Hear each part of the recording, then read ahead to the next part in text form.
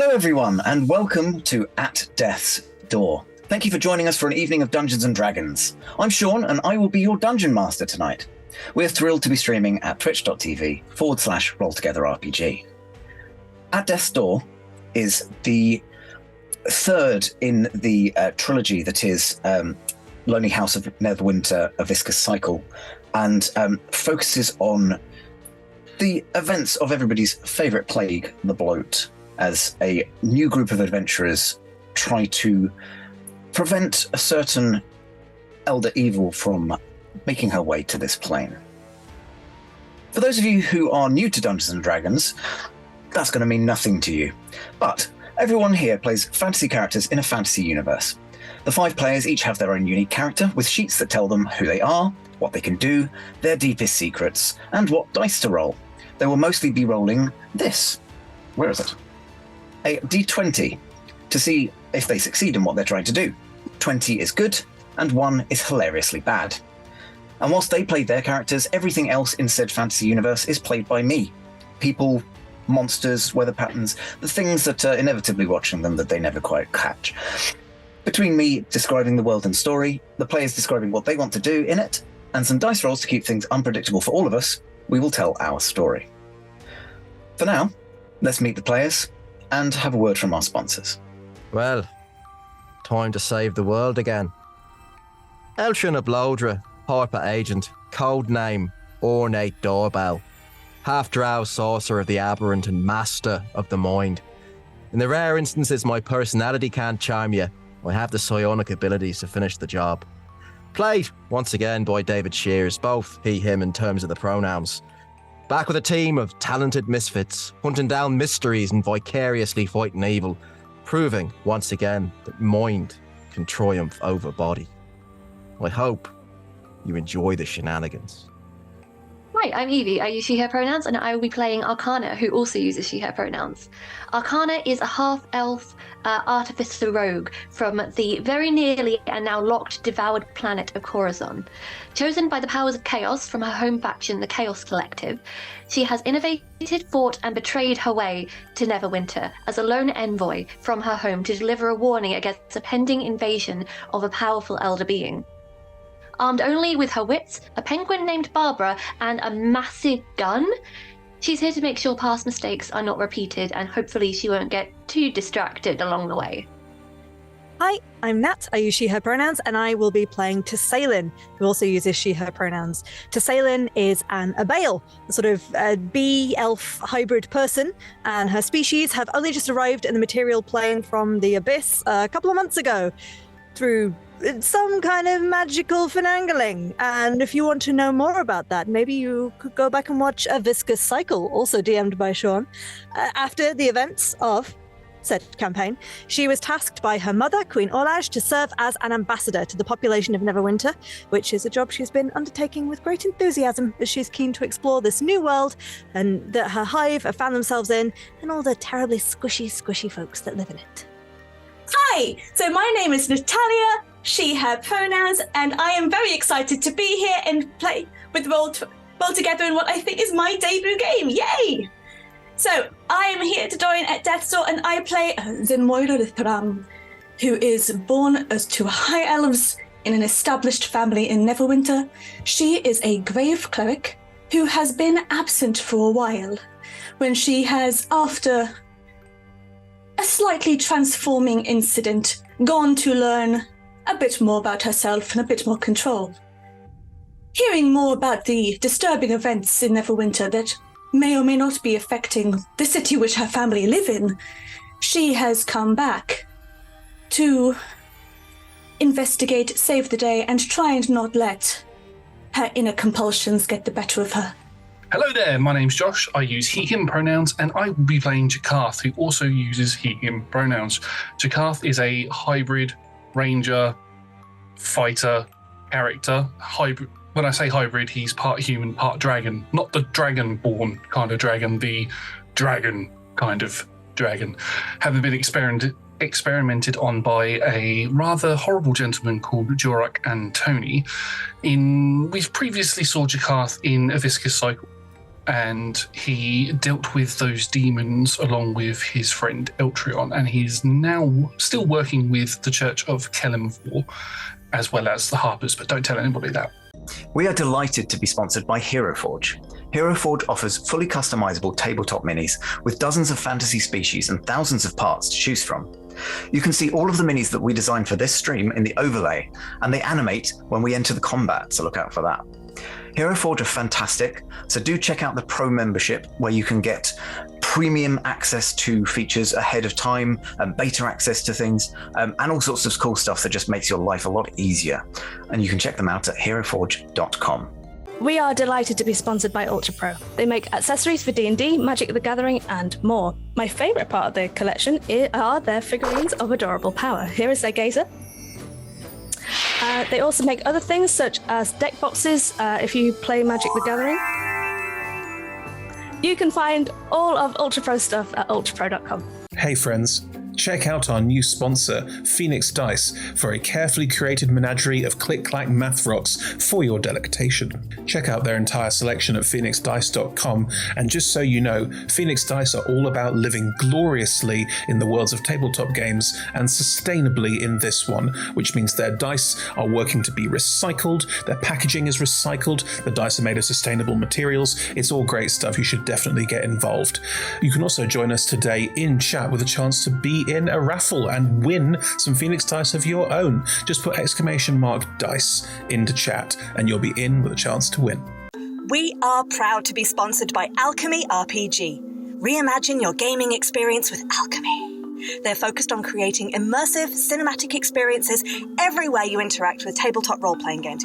Playing a game, creating a world, streaming, watching live games, discovering new content. Look at all the cool stuff that they are doing there. You can use environmental motion art, scene-based music, seamless character management to run your games over the internet, with upcoming features including homebrew content, streaming overlays, and spectator mode. So go and check out alchemyrpg.com. We're delighted to be supported by Idle Champions of the Forgotten Realms, a Dungeons & Dragons strategy video game that brings together D&D characters from novels, adventures, and multiple live streams into a single grand adventure. Select your heroes and formation and battle through waves of monsters for free on PC, phone, PlayStation, Xbox, and Nintendo Switch.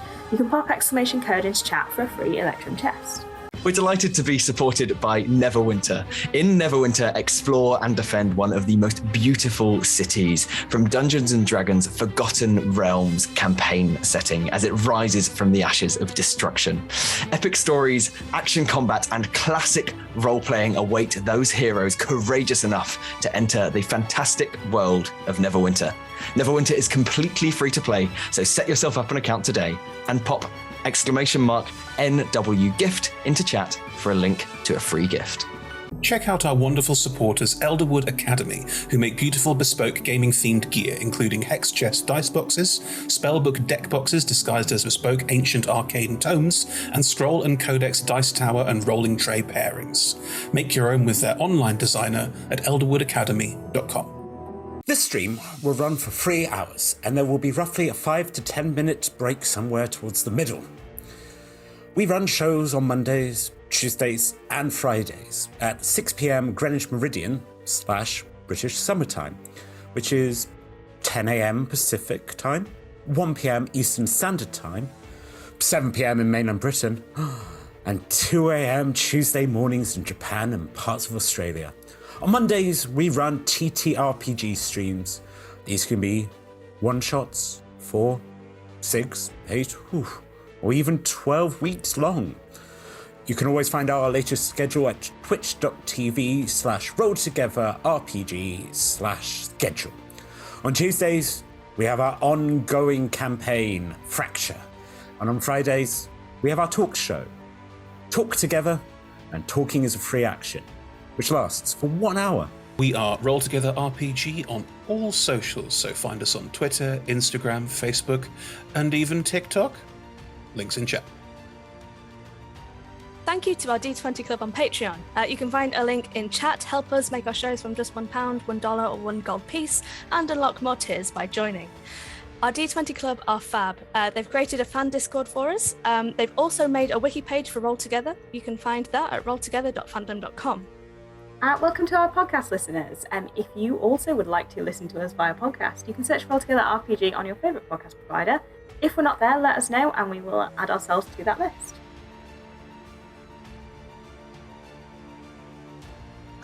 Bumble. This is the break between. There's a pause card. Finally, we play with a diverse group of players who play a diverse set of characters with wide-ranging sexual and gender identities. Our tables are trans and GNC positive, and we encourage and champion trans and GNC players and characters in our games. The DM and players may portray characters that are of a different gender to their own. We aim to avoid misgendering, but acknowledge that it does happen, and have a company policy in place for correcting people on pronouns. If we miss an instance of misgendering, we are open to being corrected, so please do just let us know in the chat if you think one has been missed. Check out !safety in the chat for content warnings and some of the safety tools that we use through the TTRPG Safety Toolkit. But for now, let us commence.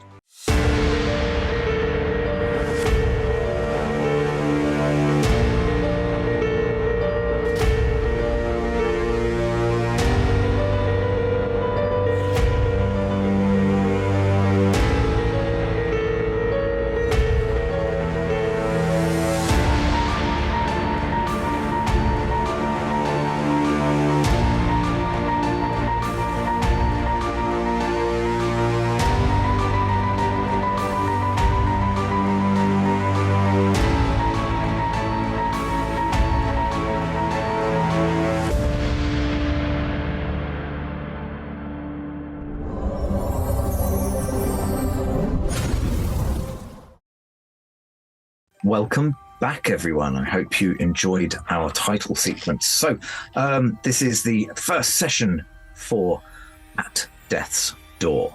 So, we are in Neverwinter, the city of skilled hands, as it is sometimes known. It is the evening. The sun is setting. There is a nice red tone to the sky. Slightly too close to the kind of color of the sky on a certain planet that one of our characters is from, and perhaps is trying her best to forget at this point. But I mean, while I'm talking about Arcana, I might as well introduce her. So, Evie, could you? How is Arcana doing, and how does she look compared to kind of when she was last seen? Arcana is looking a little bit lost at the moment. Still gun out, fully healed up, just trying to figure out, like, where is the place of authority? Where does it look like something weird is going on? This all just looks completely normal. She's all healed up, which is nice. Is not terrified of midday, which is also nice. But it's just trying to convince some of the locals, look, take me to your leader, please. Look, I don't know what you. I'm just here trying to sell me cabbages. I have important information from another plane. You've got to have a leader somewhere. An elder, king, a queen, an emperor. I don't know. No, yeah, and had none of them for many, many years. A mayor? It's Lord Neverwinter, but good luck getting an audience with him. Are there any... Okay, does the word adventurer mean anything to you? Yeah, we get them time to time. Okay, where can I find some of these? Pub, usually. Sometimes temples. It's been a long day. I could use a drink. Okay. Got cabbage juice. Oh, fuck no. What kind of twisted place is this? It's a cabbage stall. Prepare to get blown over at the next big thing that happens. Like, your business is not going to last, my friend. Okay, where's the nearest tavern? The nearest tavern is probably going to be the one that you've been lodging in anyway. Yeah. Which is right. So it's a tavern a fair distance away from the bridge. There's a bridge in Neverwinter called the Dolphin, and there's a pub that's kind of away from it, called the Dolphin's Wake. So named because they felt like, oh, it's in the wake of the dolphin, and this was just the closest that the publican could get to this to the bridge. The owner is a half elf by the name of Anadis Portsip Tallnose. She's got auburn skin, a sort of a galaxy of freckles, and you've kind of had a chance to chat to her a bit. Found out that she's a widow. She used to live in Kithis. It's kind of everything. What was her name again? Anadis Portsip Tallnose. Tallnose being her husband's name. He was a halfling. Oh. So the theme tune for this campaign is just Countdown, right? I don't know what you're talking Until about. the break. I've got a 6-letter word, that's all I'm saying. I mean, I'm half expecting that people do these puzzles during the Ultra Pro advert, which to me sounds like the Jeopardy theme. Anyway, I probably shouldn't say stuff like that. Wait, it's a puzzle? Sorry. Right, so, yep.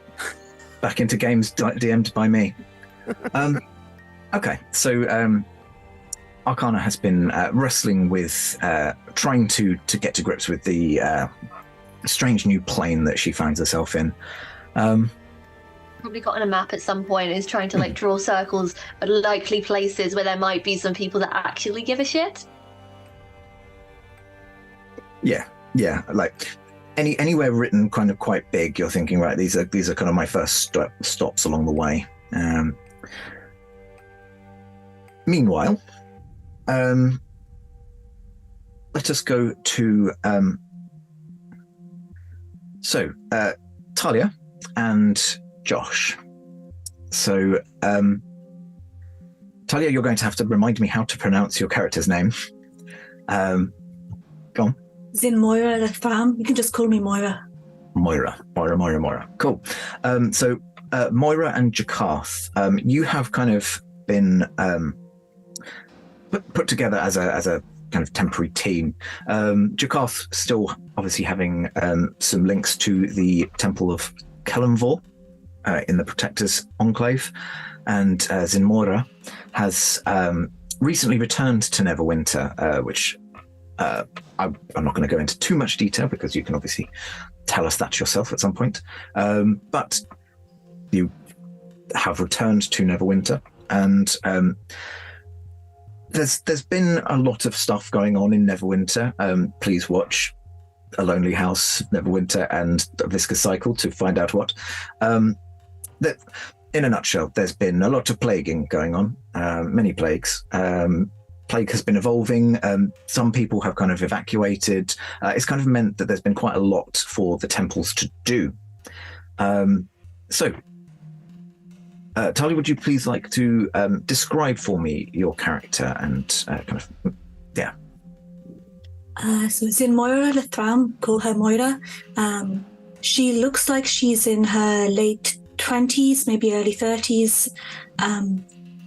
Full higher by heritage, but a little bit of a kind of like an ashy undertone to her skin. I'd say things about her face, everything looks just a little too sharp, but otherwise she looks like just a generally pleasant young elf. Perfect. Assigned as a kind of guardian, I guess, of such, but more a kind of like it's a dangerous time to be going around on your own. It's not necessarily indicative of needing someone to chaperone you around the city so much as you never quite know when you're going to get yourself into a situation that requires a couple more hands. So, Josh, please describe Jakarth's hands and what he's looking like, wearing, etc. Jakarth's hands are half sort of scaly with tanned skin, red scales on his hands, which go up underneath his sleeves. odd place, starting with the hands. He's wearing a basic or very basic leather armor with like a frill to the collar bit. He's got a sort of yellow and black pattern round his waist, around where the belt area would be. He's got short, now for anybody who watched Viscous Cool, he now has short black hair, quite neatly slicked back, with scales going all the way along his sort of temple area and down to his neck and everything. His eyes are orange. He's got a nice thick full beard, and he has a bow on his back that has loads of green materials wrapped around it. Lovely.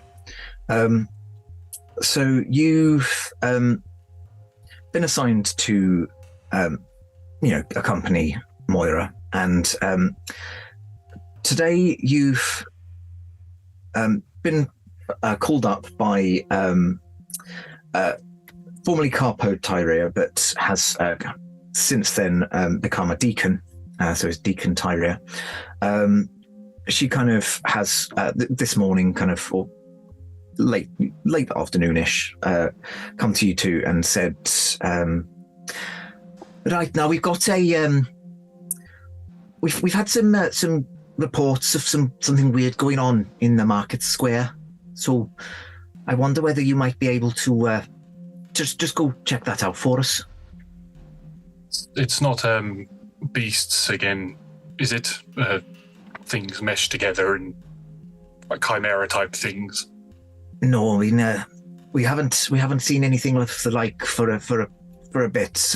Touch wood. So hopefully we'll be won't be too much of that. But no, it's we've heard some I don't know how to describe aberrant activity, but also after it's rained, people have been saying that the puddles are kind of taking on some healing properties. It's a bit strange. I just wanted you to check it out, see if that's real or if people are just gabbing on about nonsense. Raining holy water? I don't know if it's raining, if it's something in the soil that's getting turned up. I don't know. But, it's quite localized to that area, so I wouldn't have thought. Surely it'd be everywhere if it was in the rain. Does seem interesting. I've not heard the like. I yet again do not know where accent I'm going for with Tyria. I thought I knew. I rehearsed it and everything, and it's just gone. She has no accent and every accent at the same time. Look, there are some towns in North Wales that sound both Welsh and Scouse at the same time, and I'm pretty sure that's where she's from. Fantastic. She's from Wrexham. Wrexham. Fantasy Wrexham. That's pinned it down. Where's Fantasy Ryan Reynolds? He's well travelled. Karen. Is there anything that you can think of that you would have done prior to heading to the kind of affected area, or would you literally just kind of beeline? That's not a pun, and you might know why it was a pun if you'd watched the last campaign. I'm just saying. Gather, would there be any kind of list of names of people who may have seen anything? Interesting, and the sort of thing that I probably should have prepared. It was more kind of rumors going around. So, I heard it from this person who heard it from this person. So it's been a bit tricky to really pin down, but you would hope that you'd be able to maybe investigate the area, find out, try and maybe find the source. I think the second thing I'd want to know is from Tyria's comments, if it seemed to be something of any urgency or something, whether it'd be worth checking any historical records to see if something similar had happened in the past. I think I'll roleplay this conversation instead of just tell you the information. I think that I've lost it again. I think that it's probably not a very urgent thing. That you probably just go along when you're ready, but I mean, I've got other stuff for you to do. It would be interesting to go and have a look to see what's actually going on. Is that, by any chance, and not a coincidence whatsoever, anywhere near where the Dolphin's Wake is? Mm-hmm. So you would both be fairly familiar with the layout of the city. So you would know that this is kind of like a thoroughfare, like a very wide thoroughfare. It's not really used for very much, except it's quite a good place when caravans, long like caravans of wagons are coming in. A good place for them to kind of pitch up and then kind of turn around, go back out to the city again. So it's kind of like a big empty space, but it's quite near to the markets. It's quite good, quite close to kind of like the sort of high streets in the Protectors Enclave. And, coincidentally, there does happen to be a nearby pub called the Dolphin's Wake. That could be a good place for us to go to get information. If these rumours are spreading around, it's likely to be in a tavern. Thank you for doing my job for me. Go to the tavern, I think at the very least, going having a look first, making notes, and then we can go check that against what people say, against what records there might be. But otherwise, we're flying blind with what there actually is there, if we do the research first. Okay, we could take some empty vials and stuff with us to get samples when we find the area, if you want. Useful, yes. And I'll turn back to the deacon, the now deacon. If you get any news on Rex or Hera, could you let me know, please? Since they've left, I've been a bit anxious as to what's going on. Not being with Rex has been a bit weird, so... Yes, of course. I where the hell am I from? Here, I would have thought. Of course, it's been a bit worrying, not really knowing where they are. So I'll definitely keep my ears to the ground. Thank you. I'll go gather the vials and stuff, everything. And Moira and I'll meet you in a moment, and I'll sort of turn around and walk to where the storage area is and pick up some empty vials and bits. Perfect. Cool. So I guess you two are heading to the area of interest, otherwise known as where the story's going to happen. Old Railroad Avenue. You can go where you like as long as it's there. Can we take the train there? No, it's one of those like. David and Nat. So we are definitively not where the story is happening, and we'll refuse to go there. It's fine. We'll do your side quest. So, David, could you please describe for me Eltrion, and afterwards, Nat, you can give us a description of Eltrion's traveling companion. Yes. Eltrion is approximately just over 5 foot tall, half drow, aberrant mind sorcerer. He is dressed in flamboyantly coloured purple and yellow clothes, very fine fabric, adorned with precious gems, very clearly not of any kind of defensive capabilities whatsoever, but a finely honed mind. Hair very much slicked back, eyebrows waxed, the eponymous appearance of a dandified and threatless clown, but for the Harper insignia very carefully hidden within the pattern of his fabric. And of course, one arm that is solid gold. Doesn't appear to have anything particularly more questionable about it than that, or possibly some flesh that's growing back in a way that might be terrifying if one were to think about it for more than a couple of minutes. But that's more or less the case, and enjoying a nice stroll and the opportunity to work some mental gymnastics, possibly quite literally, with his traveling companion. Yeah, so I was going to ask actually before I start, Shaun, how long do we think that I've been tailing Eltrion, hanging out? It's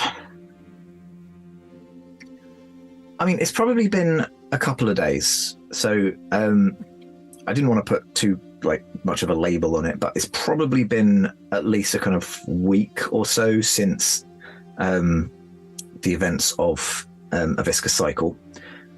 So yeah, I'd say kind of 3 to 5 days. Great. Thereabouts. Yeah. I'm just checking it was like days and not weeks or months. Yeah. Yeah. To my mind, I kind of sent along as almost sort of a kind of an envoy, kind of a opportunity to learn more about intelligent beings with psionic abilities, and very much a friendly type thing.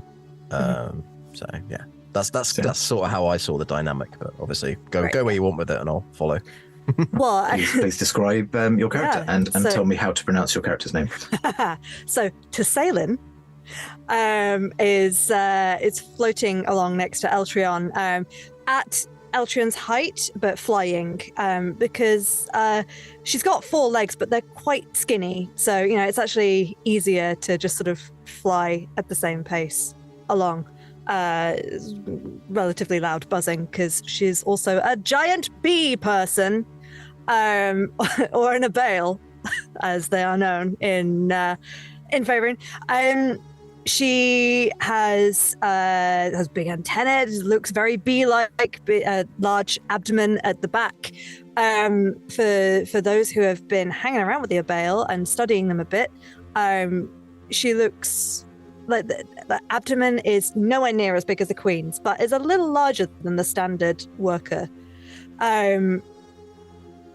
Big shock of like Goku for not Goku, Vegeta from Dragon Ball, like black bristly hair, very anime looking, but facially, like upper torso wise, is quite elven looking, like has got the dark multifaceted bee-like eyes, but in like where humanoid eyes would be, although mouth, nose, anything below the eyes is covered up by a cloth mask.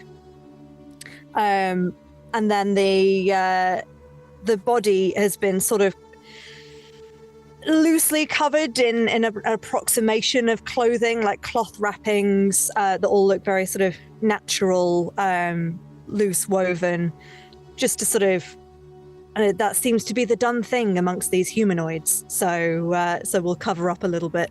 Although it's tricky trying to hide that badonkadonk at the back, So there's no trousers made for bee-like abdomens. And I think as she's floating along, are you saying that you're not a sewing bee? Well, no, she's a weaver, but yeah. Get the boo cards out. And I think as floating along next to Eltrion is sort of looking around the city and taking it all in, and telepathically to him is being like, right, so those are cabbages, yes? And what are cabbages used for, and why do they sell so many? Well, that kind of depends on the way that you choose to look at it, because you could say that, literally speaking, a cabbage is a source of nutrition and sustenance, but also it's part of the wider economy in this area, at least for the arable farmers, looking at it from a macroeconomics point of view, although I sense that perhaps you were looking for a more generalized answer to that question. The cabbages are your nectar? Sure. I mean, I wouldn't go that far, but they can formulate some kind of a similar sense of thing, yes. Although, if you have too many of them, they can be quite a musical vegetable if you... Wait, no, that's probably a bit esoteric, isn't it? Do they sing? They create noises in people as a result of... They are sentient? Not exactly, although they do provoke an involuntary response, which can be quite amusing in certain circumstances, yes. You find them repulsive and yet amusing? Well, that's people in a nutshell. I'm learning so much today. I truly hope not. Although it is always, a pleasure to be in your company. Well, of course it is. I'm very charming. Indeed so, and I would not ever disabuse you of that notion. Your nectar, how is it produced? What is it constituted of? Does it have, is it imbibable by organisms like myself? Well, it is very precious to us. I don't know if we have enough to spare for the likes of you. Well, what if we were to trade you some cabbages? Interesting. I don't think I'm qualified to make that sort of arrangement on behalf of my people. Eltrin just makes a little note. Nectar may not be exchangeable for cabbages. It's perhaps a conversation that we continue to have for another day, but obviously we would like to learn as much about you and your people as we possibly can. I'm sure we can get along as friends. After all, you have helped us out in the past. And the same to you as well. I am very excited to try out this adventuring I hear so much about. Yes, well, we have solved the adventure of the missing cabbages, being that one of them is currently in my stomach.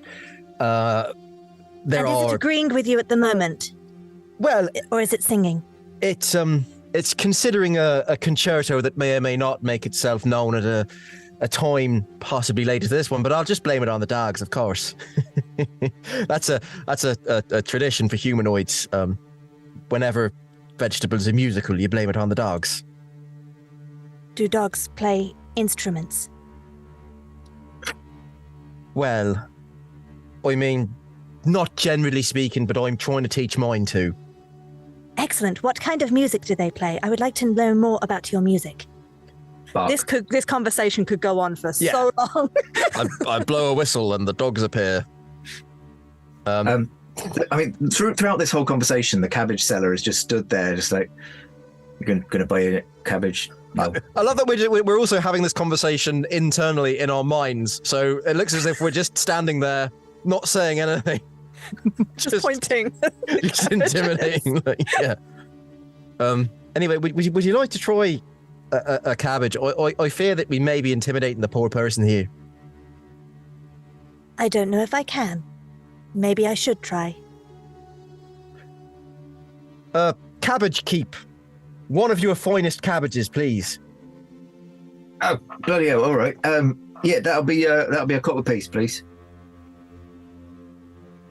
In their mind, the cabbage seller is. He looks like a very nice person. I think I should just give him the cabbage. Outrageous behavior. Roll me a persuasion roll. That's a flat 20. So, this market seller who makes his living out of selling cabbages for a copper piece at a time, considers whether or not he should in fact give the very beautiful looking half drow a free cabbage, and goes, "I'll tell you what, there's two of you. Do you want two for a copper piece?" Oh, sure, that'd be very kind of you, but I couldn't possibly dream of letting you give us one for free now. You'd be taking the 2 copper pieces. After all, right. You're a person who makes their living selling cabbages, and what kind of a person would I be if I robbed copper out of you just for my own amusement? Sorry, is that a rhetorical question? Oh, for God's sake, here's the copper. We'll take the cabbages. Thank you very much. Did I just make an upsell, or...? Anyway... This is very noble of you, Eltrion. People usually like to give me things for free because of my status, but I see now that sometimes it's nice to remind them that they don't have to. I think it's fun to play with people, but at the end of the day, it's important not to be... How would my mentor put it? Don't be an asshole. I don't think I could physically replicate that. Well, I wouldn't let it bother you for the immediate term, no. But anyway, would you like to try some cabbage? Sean, I've obviously forgotten what we're supposed to be doing, mate. Sorry, I haven't really Why told are you. we here? So, Eltron, being a member of a certain organization, has keeps in touch with said organization and occasionally hears back. And you did fairly recently get a missive that indicated that there was a person in Neverwinter who had arrived via a planar gate, which isn't unusual in of itself, but they like to kind of keep on top of finding out what people's intentions are, and haven't been able to get too much in terms of gossip about what this person's after. There's kind of mention of trying to get an audience with Lord Neverember, or someone with authority, but again, that's not particularly unusual behavior of people who have kind of come to visit the city from outside. They'd like someone to kind of just go in directly and try and find out what this person's about. To Salin, you have been given the kind of task of kind of scouting around. Being an Abail of your status, you have the ability to travel further away from the hive than most. And that kind of thing makes you perfect to be a scout and to kind of learn information without having to frequently return. Holopanro has also fairly recently kept you updated with some news from the hive that there have been some issues with the recent broods. The spawns have not gone right. They've lived, like they're not died or anything, but they instead of hatching into a single Abail grub, they've kind of just hatched into a swarm of wasps. Oh no. And yeah, the said wasps have just kind of gone. Yep, toodaloo. Thanks for the raising me and all the nectar and stuff and gone. Bastards. Is it summertime in Neverwinter? Given that it's Neverwinter there. Yeah, it is always summertime by exclusion of. Anyway,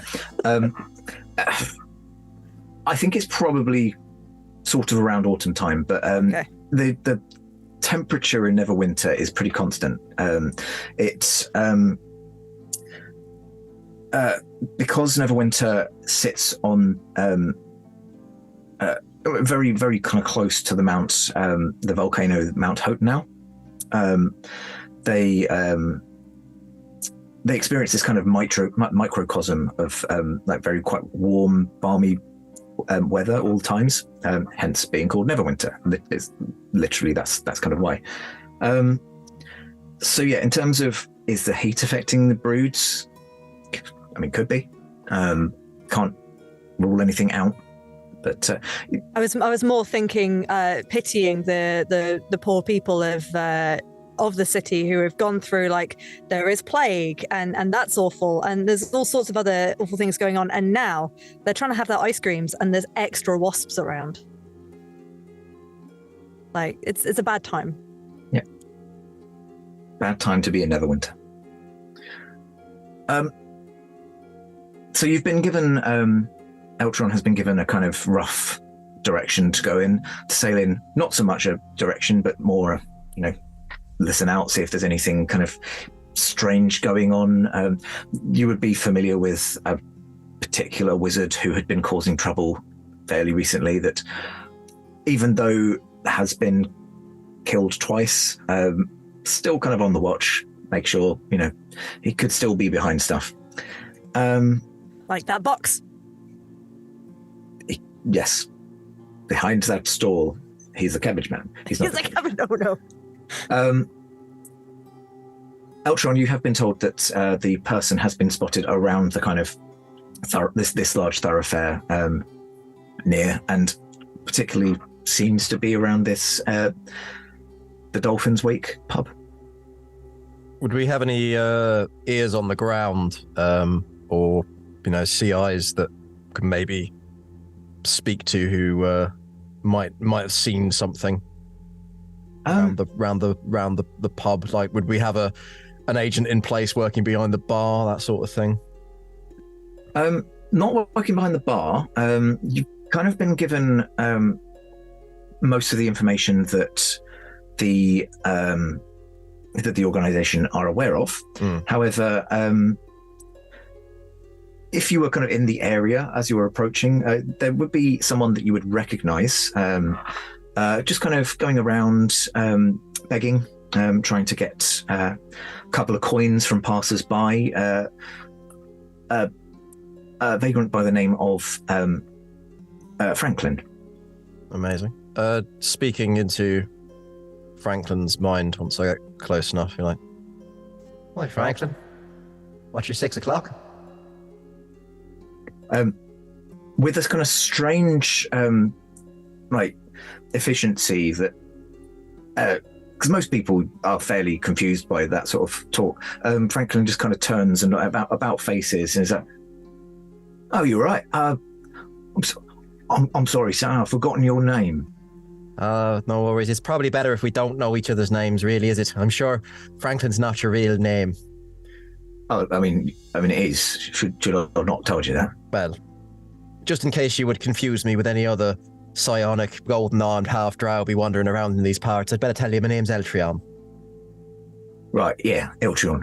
And, I don't believe I've had the pleasure. This is Franklin. And, we'll get psychically. My name is Tsaelin. Pleased to meet you. Oh, brilliant. It's easier with the psionics, trust me, Franklin. Oh, right, so I don't even have to have this... He kind of switches and starts thinking back to you both. Right, I've not really done this. Can I help you? Silver for an old soldier? No, it's worth a try. No one has to do with the organisation that we both be employing us is not particularly ungenerous when it comes to monetization. But Franklin, here you go. Have a silver for you, mate. Right. I will go to say, to your knowledge, Franklin isn't part of your organisation, but he is someone that you recognise and who would see. Okay, so people going around. Some like a street ear that a lot of organisations would use rather than someone being part of ours specifically. Yeah, understood. Franklin, I imagined you know what it is I might wish to be known about. So, individuals arriving in town, something to do with this here area. And wasps. Indeed, and wasps. Could you give me I think it's going to be persuasion, just out of just trying to pick one of those, or maybe investigation if one of you would prefer it. Just on Franklin's behalf to see whether he kind of picks up on what you're getting at, what he can remember. Persuasion-y route. So 27. Nice. No. Oh, you're muted. Do you want me to roll separately? If you want to, you don't have to. Sure. That is persuasion to the tune of 24. Oh, nice. Yeah, so both very high. So persuasive. So Franklin thinks about it, and you get a kind of muddle of thoughts as this kind of starts coming through, and you almost do get an image. It seems that Franklin was just kind of sitting to one side of the road, and there was a kind of flash of green light, and a person looking rather worse for wear. Definitely looked like she'd been in the wars. just kind of materializes and then sort of limps away. Feet splashing in the puddles as she goes, and you also do get kind of just sort of odd memories of lots of wasps. Nothing that feels particularly useful to Salin, but Eltrion, you do now know what the person looks like, and you get the sense that this was a couple of days ago. So, no, there was a person. I didn't go up to them. I was, well, to be quite honest, pretty scared. People just rise in the middle of the street, but I've seen her about. She'd been, talking to people, asking people that, look important. Do you remember anything about what she was saying? I was a bit out of earshot. Take me to your leader seemed to be the main kind of phrase. Well, so far, this is to Teslin. So far, that doesn't tell us much we don't already know. Did she specify which leader? I don't think she necessarily knew herself. Your guess is as good as mine. My geese? No? My guess. I'm still working on this listening thing. It's difficult. It sounds like you start to get images of geese. Is that geese pertinent? Isn't that when you have a compulsion to do things that people cast a spell on you? I don't think Salin's seen a goose before, so it's just very confused at this point, and just stood there sort of shaking her head a little bit. Not to be confused with cabbages and things of that like. Shaun, from what we've now been told, can we ascertain what we should be doing next in terms of is it still the Dolphin is the place to be? Because this hasn't really given us much other than somebody's been around. If pressed, Franklin would kind of try and think about when he'd seen her, and does kind of. Let's face it, she sticks out. You see someone suddenly teleport into a space, you don't forget their face. So he has clocked kind of her movements around, and has noticed her go into the Dolphin. So it does seem like that's probably the next station. This person sounds confused and lost and in need of help, and you are a person who helps people, so we should go and deal with that. Well, I can follow your train of thought. What?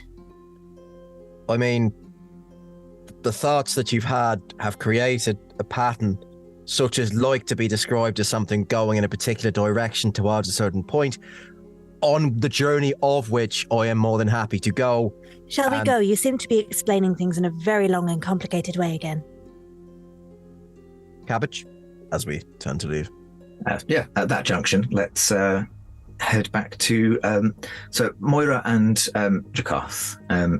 You can have arrived. Would you have wanted to do something in the main kind of space, or would you have gone straight to the pub that Jakarth suggested? Do we know the exact area where the rain has been happening, or is it just rumours of where it's potentially been happening? You've been getting reports of it happening sort of around this sort of area. So that when Tyria gave you the kind of directions, that was the kind of rough area that kept being mentioned. So, how close is the area to my mother's shop? It's not like round the corner, but it's only kind of it would be one of the streets just off of this thoroughfare. I'd probably want to go and make a stop there first then, just because I know that she is a sensible contact. just to see if she could start kind of doing some more inquiries with, people like, because she's very easy for me to keep track of. And then we could carry on to some other key locations where there might be other people. Perfect.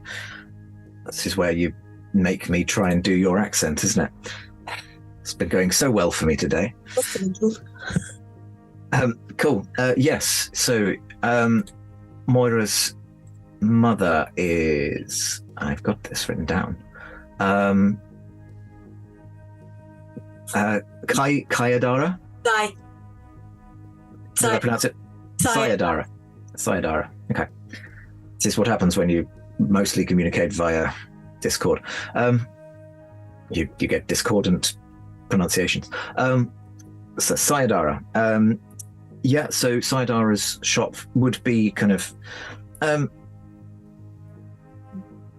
bit of a detour from the Temple of Kalimdor, but you could kind of, just take a couple of side streets and go via there. So yeah, you're more than welcome to ring the door. Just going to go and tuck by my tresses of purple hair and lift up my dark robes because I did not give any physical descriptions apart from elf and sharp. Yeah. And then go and just say, well, Jakarth, I think it's worth... My mom was just around the corner, so I think it's just worth going and having a chat to her. Okay, yeah. I'll come with you. If she's not there, there'll be someone there who can help. Just keep an eye, work out what's going on. And then maybe, I don't know, a tavern, somewhere where there's lots of people, just to carry on with the conversations. Yeah, the Dolphin's Wake's back that way, so we can go to your mother's shop and then we can come back to the Dolphin's Wake. Perfectly sensible. Excellent. So yeah, as you enter the shop, Tully, would you like to describe what your mother looks like? I'd say she looks like me, but you can tell that she's an elf who's been alive for a while now. So she's, her face is slightly more rounded. She's got a few wrinkles around her eyes, some laugh lines by her mouth. Her hair is kind of like a light purple grey, tied up in a bun, usually, and more kind of practical clothes with sleeves rolled up. She specialises in fibre crafts. It's a very respectable weaver's shop that she does as kind of a hobby when you live as long as an elf does. To keep going on. Looks like she can lay down the law if she wants to, but there's too much kindness in her eyes. So so she's more of a I'm disappointed in you kind of mom rather than an angry mom. Perfect. Not that she's got anything to be disappointed about. So as you open the door and enter the shop, you can see that your mother is she's seems to just be helping a customer, and she kind of looks up and as soon as she sees you, her face breaks into a smile, and she gives you that kind of nod of give me a couple of minutes, and once she's finished with serving the customer, comes over to you, gives you a big hug, I guess would be your customary greeting. Oh, Moira, it's lovely of you to pop in and see us.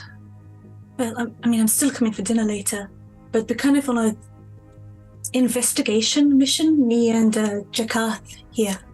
Oh, lovely. I just, it's nice to see you. You've been away for so long, and then I worry that you wouldn't make time for us, but it's lovely to see you. So I was at dinner like 3 days ago. Yes, but I do miss you. I miss you too, Mum. And you're time now. Oh, okay. I'm sorry. I was just going to say your father's not feeling too well today. He's not gone into to the graveyard today. No.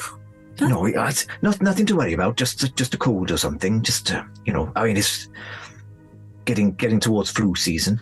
Okay, but I mean, he is a man who will literally work when he is feeling like death to tend to the dead.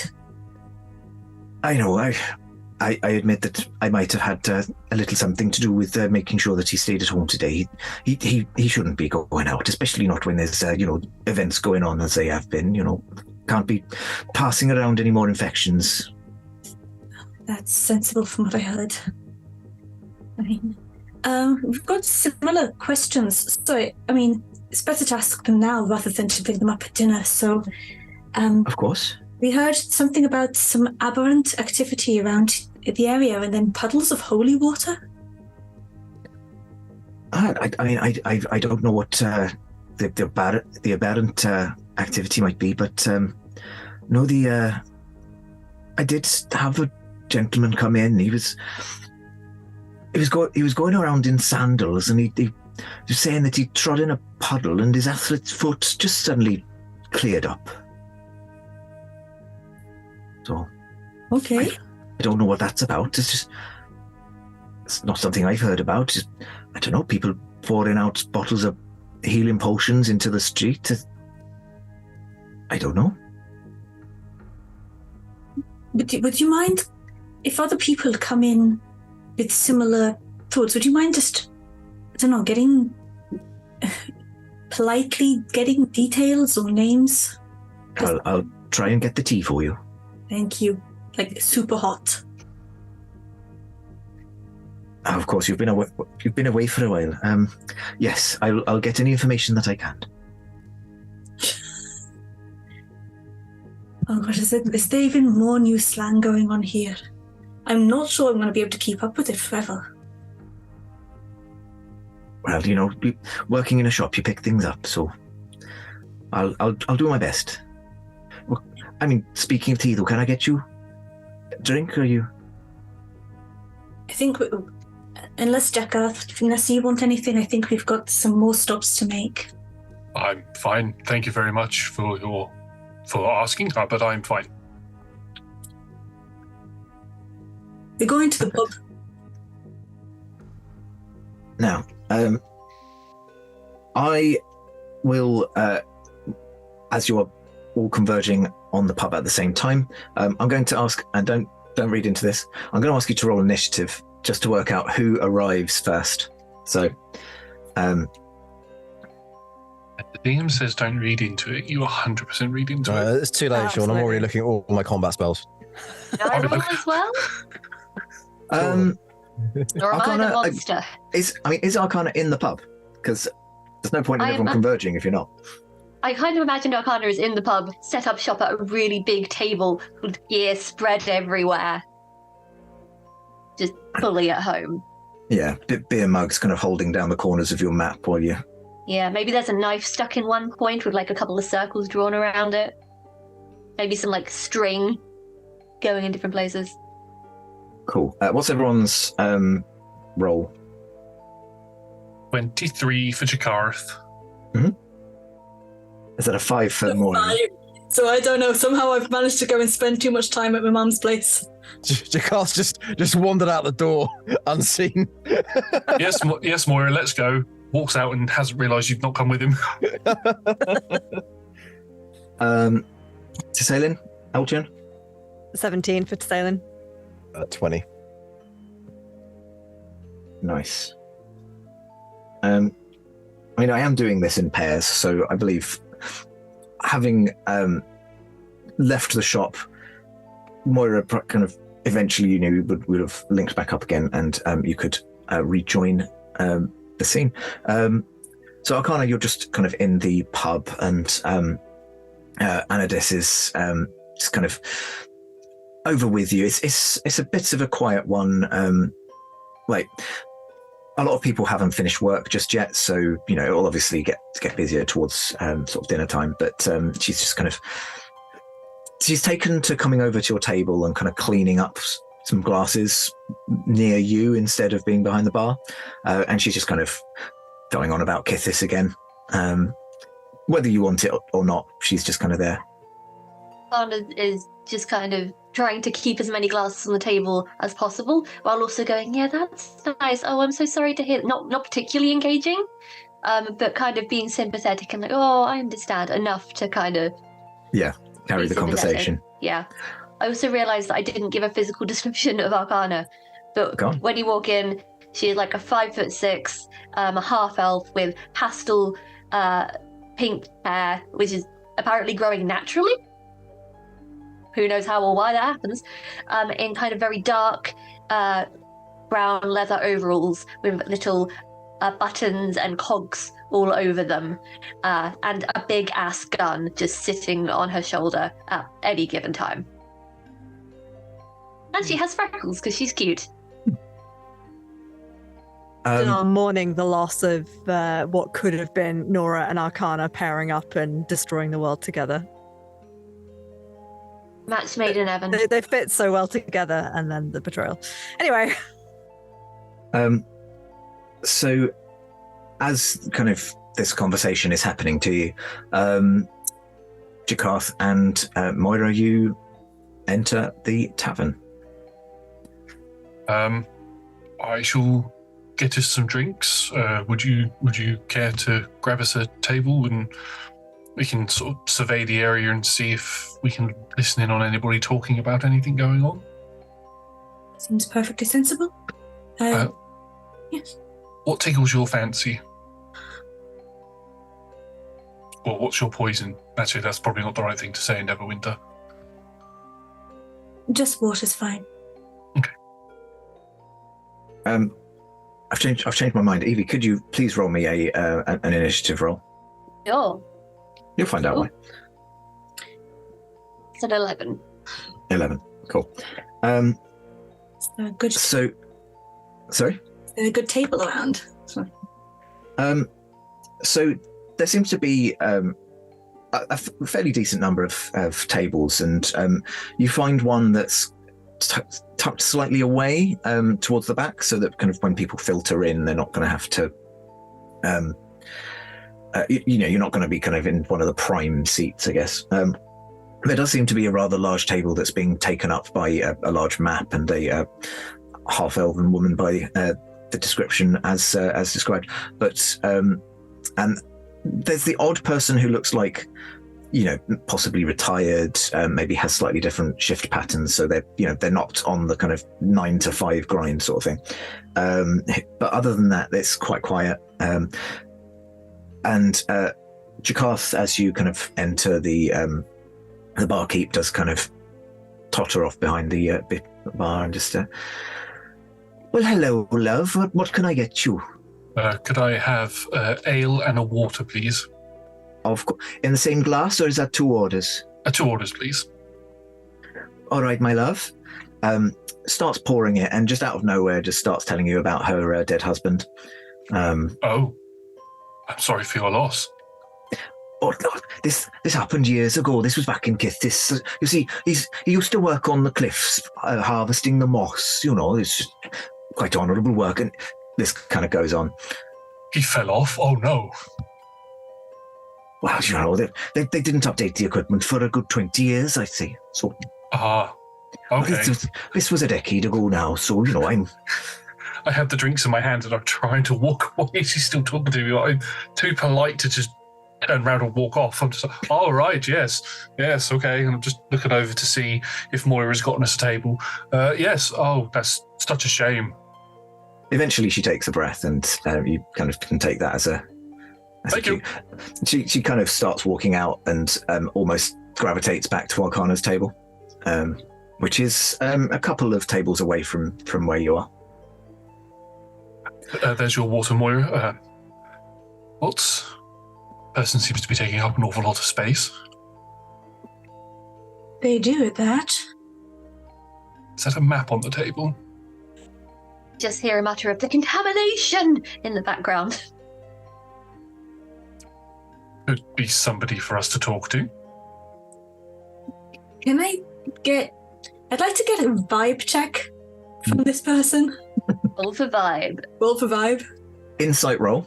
And then, Evie, it will be your choice of persuasion, deception, or performance, depending on whether you are trying to kind of put on a persona, if you're trying to kind of hide what you're doing, or what's the other one, or if you're like trying to appear more authoritative and trustworthy.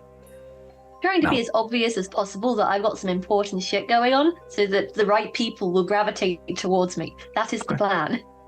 Cool. Yeah, but probably persuasion or performance, either of the two, whichever one's best for you. Ooh, and that was a nat 20 for 24. Nice.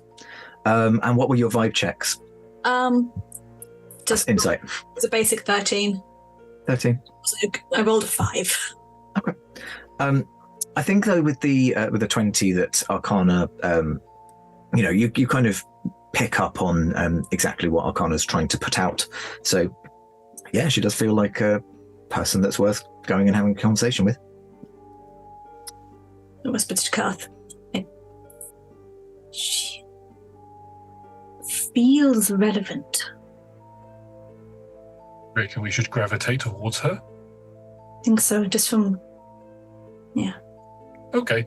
I'll just pick my drink up and walk over to a table. Very cool. You approach the person with player character energy. Yeah. You seem like an important person. Is that your opening gambit? Couldn't help but notice your hit points. I can't help but notice you're a lot better equipped than everybody else in this place. Is that class levels I see? Is this how Jakarth flirts? Because he needs to work on his game, man. Yeah. That's not the worst opening lines. Are they temp HP or are you just pleased to see me? I noticed anime protagonist hair. Are you a fighter or are you just giving me an action surge? If I could, I'd put all my points in grapple just to hold you even closer. Oh, it's Burry. Boo. Burry boo. No, keep going.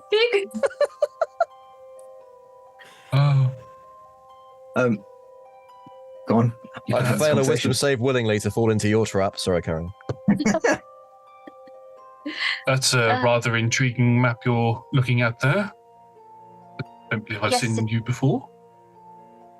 That would be very weird if you had. Can I insight them to see if they're important and powerful people? Bearing in mind, actually, my passive investigation is 19, so I might just get a vibe that they are also plot relevant. I will say that it is useful to the plot if you realise that these are people worth talking to. So yes. Yes. You're from here, yeah? Well, not necessarily from here, but I live here. From this plane? Oh, yes. Brilliant. Sit down. Move some glasses. I think we've got some stuff to talk about. Hi, I'm Arcana. Jakarth. This is my friend... Moira of the Temple of Kalimthor. Moira, got you. I'll ask you more about the Temple of Kalimthor later, but for now we've got some business to discuss. Okay. Hold on to your butts. Does the name Ragnora mean anything to you? I think with the best history and roll in the world, probably not. Feel free to roll it, but it'll be hard. I can't say roll that roll a D100. I can't say that I have. A 4? Yeah. Okay, let me put it... We're talking disadvantage times 4, I think. Yeah. Okay, let me put it another way. Have there been weird things going on recently? Different contaminations, like a lot of kind of apocalyptic style biological events that seem semi-connected. I'll look at Arcana's map. Is it a map of Faerun? I'll just point to Neverwinter and go, welcome to Neverwinter. The city of contamination, basically. So it's all centered within this city at the moment? Seems that way, yes. Okay, I should probably backtrack. I'm from, I know it's hard to believe, another plane of existence. Pause for shock. Well done. Can I roll a performance check to see how shocked I can make myself seem? Yes, please do. Jakarth was meant to be a serious character. That's a 12. No. That's a 14, actually. Reasonably convincing. What's your passive insight? 15. You can tell that he Yeah. guessed that you wanted them to be more shocked, but it sounds like planar travel is quite common here. I kind of only wanted them to play along so that they seemed like a team player. So it was a bit of a test. Oh, well, wow. Well done.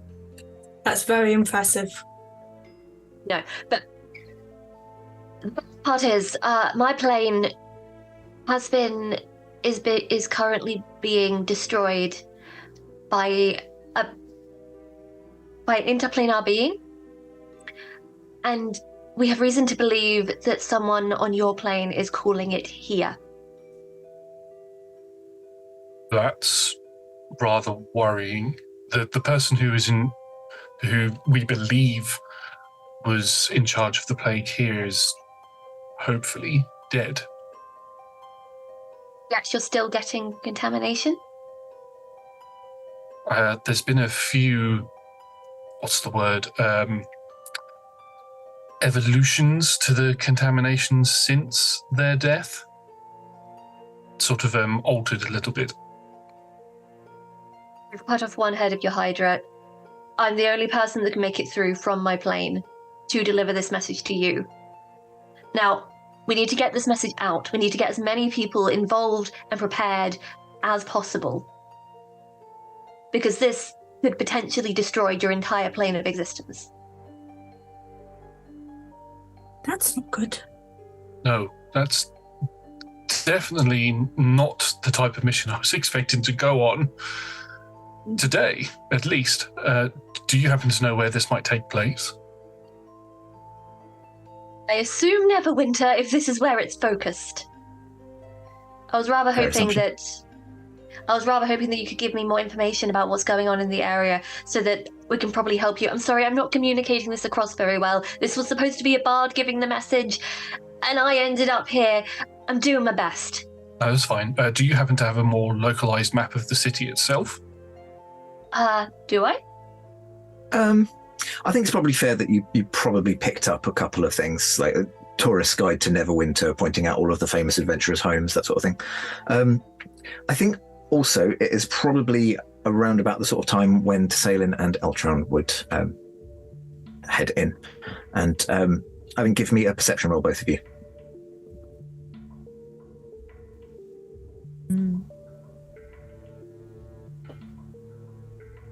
A 22. 8. Okay. Tsalin, you recognise the person that was shown to you in the vision from Franklin, talking to two people, one of whom you don't recognise, but one of whom you recognise by description, as they were kind of talked about in the hive, this being Jakarth, obviously. Eltron, that's an interesting point, actually, Shaun. We've sort of played on the idea of talking to Franklin before, like telepathy, suggesting you could sort of get a mind's eye image as opposed to communicating words sometimes. Would the hive have shared that just the image of Jakarth as part of the party in general? I feel that would be definitely fair. If not the hive, then certainly Eltron in kind of conversation with him. Yeah. So, David, with your 8, you kind of you come in, but you're just kind of distracted by. I'm focused on the bar, Shaun. To be honest, Yeah. I'm thinking about getting a drink. Everything else will just look after itself. And you're more than welcome to do so. Yeah. Eltrion, your biological needs are less important than the matter at hand, do you not think? Your Agree to friend disagree. Jakarth is here, and speaking to the person that we are here to find. Well, if Jakarth is here, then it sounds as though the matter is definitely well in hand. Well enough for me to imbibe myself in any event. Can I get you a pint of nectar? Do they serve that here? Well, in a manner of speaking. It's called... They've been stealing our nectar. No, it's a different kind of nectar. The amber nectar. I don't know if I trust humanoid nectar. I suppose I better try it, just to be on the safe side. I can certainly get you one. If you would like to make yourself known to Jakarth. You hear a familiar voice. I'll turn round to see Eltron and go, oh, woo? Oh, woo. Oh, woo. It's like 007 looking at 006, and let's not argue about which of us is which. Good to see you. Good to see you too. It's been a week, maybe. Fine. Point. I've got one, but I'll take another one. All right. And your companions? Drink your booze? Fine, thank you. Has Arcana ever seen a big bee person before? Oh, that's a good question. Roll me history. Most of the people in the pub probably haven't. They're becoming more common, but it's definitely a kind of... It's still not frequent. It's okay, I'm keeping a low profile with my mask. Sorry, Evie, what is it? 24. 24. I think you probably only in the last couple of days. So Abel wouldn't have been on the plane that you've come from, but you have been in this city for a couple of days. There are kind of groups of bee folk just kind of flying around. They're just not patrolling as such, but like, getting the lay of the land and being a bit more adventurous, and especially since Eltron's been doing some good work acting as an ambassador for them and helping them integrate. But probably not talk to one. On seeing Tessalene? Tessalene just kind of reaches the gun and goes, nope, not here. That's fine. It's fine. Just goes, wine if you're offering. Verity dues. Barkeep, I would like a picture of the no, not the brain punisher. A picture of the bloat, and I'm not convinced they would name a beer after their recent hardships. Like, we're not going around ordering a pint of COVID from... No, but people are ordering Coronas, though. Yeah. They were ordering Coronas before everything went down as well. Yeah. Because of family and Vin Diesel and stuff. Right, so one bloat. You don't have to go with it, sure. You could say that beer doesn't exist. You could come up with another one. This is collaborative storytelling, and this is the story that we're collaborating. No, actually, I'll have a picture of the halfling cheese. Yep, along with some hay sweets, and a pickle. Voice. And the glass of the house white. Cool, and you get a thrilling tale on the benefits of harvesting moss. Yeah, not even listening. Just put a coin down, and I will psionically start passing drinks across the room, assuming that they're less than 60 feet away. And if that's remarked upon, it is, and if not, it isn't. That's how Eltron is. He's a flashy git. There's a couple of patrons who kind of look at their mugs and then decide that they've probably had enough and go home, but that's about it. I'm used to it. I've drunk with Eltron plenty of times over the past couple of weeks, so I'll take mine and just put it down. I am very busy. I've got a pencil and I am enhancing the tourist map to make it more realistic. Ooh. While Eltron is passing the drinks over and ordering that, I think Tessalene has spotted Arcana sort of looking a little bit startled and has walked over. Once entering the pub, has landed rather than flying, because appreciates that outside it's one thing, but inside, if you're flying and making that much noise, it's a bit disruptive. She has been socialized a little bit, so has landed and sort of tip-taps over, and will sort of awkwardly extend a hand, because Eltron has taught her this is a thing that you do. And you have thumbs? I think it's like the little three-part hand things. And you'll just get in your head, and it extended out to so Zinmoira and Jakarth can also hear as well.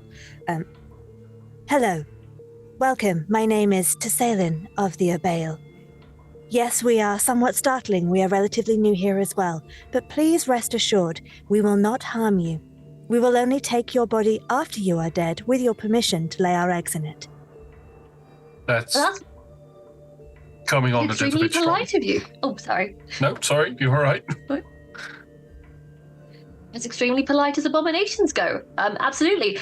As a matter of fact, it may not matter anyway, because if you don't come and help us with this little project, you may not have bodies to inseminate very soon. That sounded weirder when I said it. Apocalypse is going to come and kill us all.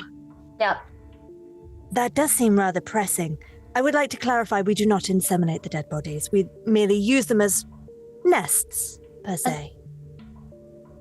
A comforting distinction, to be sure. Like when a mama bird sits on an egg. Very much so. Intellect, that's very clever. Ooh. Hey, Elle. So this apocalypse. How do you feel about going from saving Neverwinter to saving the entire plane of existence? Bits I like, bits I don't like as much. I suppose on balance we probably should. Oh, you're serious? Oh, yes. Well, fuck. What appears to be the situation? Well, hello. My name's Hello. Arcana. And you are? In Arcana's mind. Eltrion. Yeah, that's a very neat trick, but it's not great for, like, team collaboration. Various telepathic bond. No, I won't bother. I'll just speak out loud. Eltrion is very selfish and has not mastered the art of including everyone in telepathic conversation yet. We have tried to include him as part of the hive, but so far he seems to be resisting. Well, it's just there are some things that are more enjoyable when they aren't a group collective kind of thing, but, you know, agree to disagree. I apologise if I was in any way rude. My name is Eltrion. Golden Arm. A Blowdra. Because you've got a golden arm. Yes, that is kind of the whole thing I was going for. Were you born with that name, or did you give it yourself? Well, it's one of those things. I've been called worse, I've been called better, and this is the one that's stuck. Oh, it's a nickname. So it would appear. Huh. Do you like it?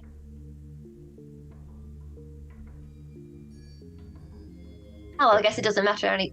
You're part of a band now, and we're going to try and stop your apocalypse before what happened to my world happens to your world. So you have to be a team player now, okay? Been roped in. You're the only people of any marginal bubble power that have walked into this tavern in the last few days. So unless you can get me to your fucking leaders to get this message out quicker, you guys are the best we've got. I mean, I probably can. I'm sure we can arrange that. That's the thing. I probably can. Unless there's a reason I can't. No, don't think you've been excommunicated or anything, so... I mean, if you don't think we're enough, I can hoist this flagpole slightly higher up the tree and see what happens. Not to disparage the relative power statuses of everyone around this table, but if we are looking for slightly more resources and people slightly more in charge, I can... We can go and talk to my mother, yes. I was going to say the Abel Queen would be the best person to probably speak to, as not being from this plane, they would have some understanding of what is probably happening, whereas I'm not going to finish my sentence on the rulers of this place. Or indeed our immediate superiors, Jakarth. Or that, yes. My suggestion is that I can go and talk to the temple, to my superiors there, who can be either very slow or very quick, depending on how they're feeling at the time and the restrictions on them. All that being said, though, I would like to point out that this sounds like the kind of thing that one might class as an adventure, and it's something that I am quite keen to experience myself. So we can take this further up if you really think it needs to happen, but if we think we can solve it amongst ourselves, I would very much like to try. Just to clarify, the cost of getting this wrong is the destruction of the entire plane? I don't think this is the same as getting a cabbage. That was an adventure in itself, yes. It really was, yeah. I'm just saying, on the grand scale of adventures, there's kind of, low level helping old people cross the street, getting cats out of trees, buying cabbages, and then there's right up fucking here at the top of the mountain, scared of the plane kind of crashing. That's all I'm saying. There's a bit of a scale kind of thing going on there. And I appreciate that. And helping people across the street and acquiring cabbages, I do not get to stab people. So if we could try and find something more exciting, then that would be great. Basically, what you're saying is, basically what you're saying is you've had enough of the fetch quests, and now you want to go straight to the end game. That sounds excellent, yes. But we do need somewhere for the hive to continue afterwards, so it is ideal that we actually save the universe and not let things go wrong. So I appreciate that we may need to take this higher up. I'd like to say I really appreciate you all cooperating and taking this higher up. But I also want to really just drum home, this really is a matter of life and death. This isn't an adventure. This isn't a little quest. This is the potential destruction of everything and everyone you know. Just want you to understand that. Miss, my family lives here. I take their well-being very seriously. So you'll take this seriously? What about me says that I'm not? It was an observation. Yes. I don't know you, but everything that you say and what's been happening in this place, I came back to Neverwinter because things were not... I was told things weren't good here. Things were strange. I'm not going to let it get worse if I can help it.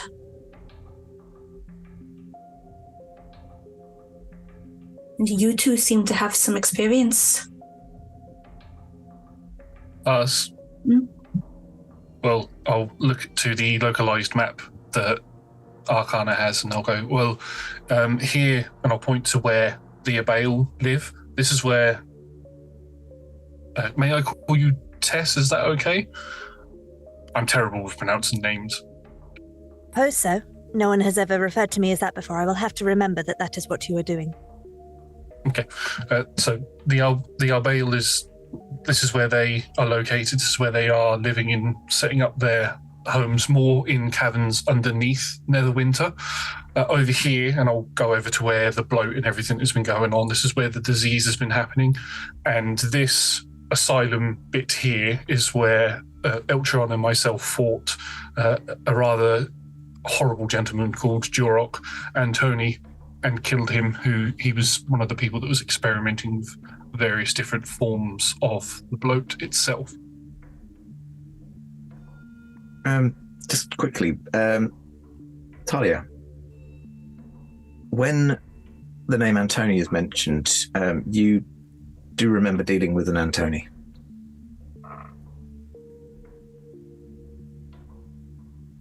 By Antoni? Jorok Antoni. What was he looking like at the time? He was attached to a tree. Like he'd sort of taken off his midriff and implanted it into the head of a dead ent and was fighting us. I've had a run-in with him before, as has Eltrion on a separate occasion. He wasn't a very nice person, but he's come back from death before, so I wouldn't put it past him that he's done it again. Just quick point of order, it was an etin, not an ent.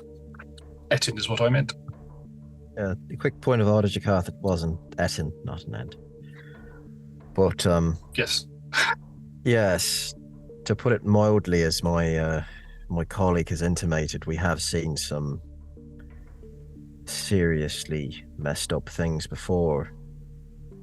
So we don't take threats of this nature lightly, but y'all forgive me for not immediately taking everything you say at face value. Do you, without any offense intended, do you have any proof that things are as dire as you're saying?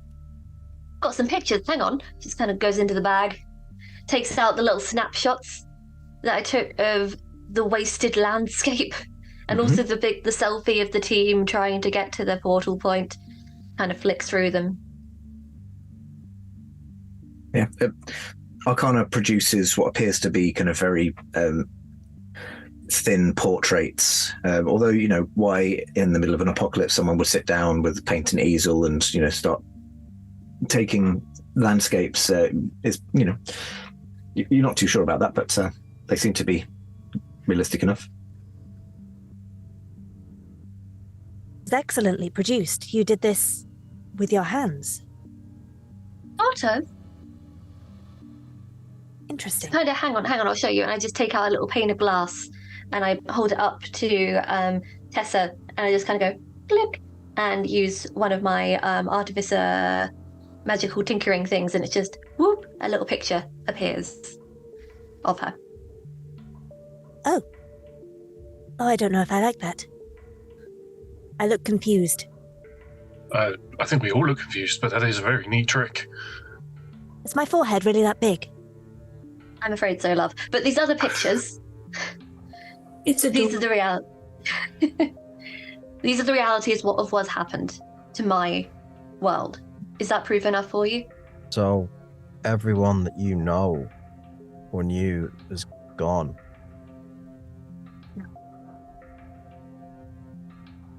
Yeah. Gonna need some more wine. Can I ask you a question, Arcana? Yeah, I'm all ears. By any chance on your plane of existence, does it rain water that heals people? Give me a history roll. With advantage.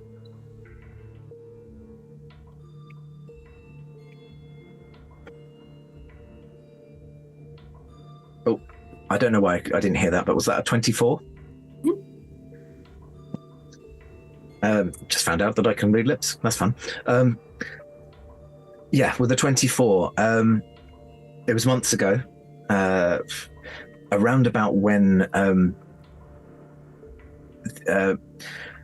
so the organization that you're a part of were kind of aware of what was likely to happen on your world. And unfortunately, you didn't manage to get to the authorities until it was a bit too late.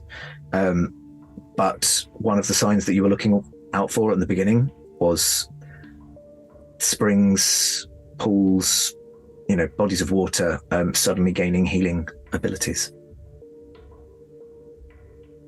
Yeah, that is one of the primary signs of this happening. Has this been happening here? Yes. It's what we were sent to go and look for today. Okay, we need to go and have a look. This is escalating far quicker than I was prepped for. Did you say that this... Sounds wine. Did you say that the healing rain wasn't natural to your plane? Something that started happening before its inevitable destruction? That's the gist of it. Could it be some sort of bleeding effect? A bleeding between planes? Sort of. We think that there is a cult on this side, on this plane, summoning this being Ragnora through. It's always one of the first signs, the healing rains, the healing springs. It could be bleeding through, but I've been sent with a device to use in a very particular way to help that not happen. I just need to find the right place to do it. Chaos will show the way in the end, but it could be bleeding through, yes. And there are people encouraging that bleed. So I have a bit of a question. The healing springs on your plane, did they have any effects that turned bad afterwards? Were they related to the corrupted dice? So people didn't start kind of developing some of the radiant energy poisoning till a bit later on. But one of the things that did start happening shortly after the healing springs, there were more kind of sightings of aberrations with kind of strange configurations of limbs, some kind of bloating of the torso, that sort of thing. So it seems innocent at first with the healing springs. Later, there are some more destructive aspects of it, but with them, the next step are increased aberrations of the disturbing variety. This might sound like a strange question, but I know where you're from. There were not creatures that were like myself, but I assume there must have been other creatures that laid clutches of eggs. Is that correct? Yep, I believe so. I don't suppose one of the symptoms of things that started to go wrong was that those eggs themselves became corrupted in some way. The broods were not spawning correctly, anything like that. Not that you would know specifically, but it does twig a kind of memory. You remember maybe a couple of weeks after the kind of healing spring stuff, wood, stone, kind of buildings just started randomly spawning swarms of insects, animals like bats, rats, that sort of thing. What? Sorry. Well, we've got a bit of a pause. What's everybody's passive perception? Love that as a question. 18. That's a great question. 18? 14. 12. 18, 14, 12. 20. 19. 19. Wow, very perceptive party, which is good because I think everybody hears from outside a scream. And that's where we're going to take our break. Fair. So, those of you who have seen my Neverwinter games before, you will know that I am about to set you an anagram. That anagram today is our dear Franklin, who we met outside. Franklin's surname is Day, D-A-E. So that is Franklin, F-R-A-N-K-L-I-N,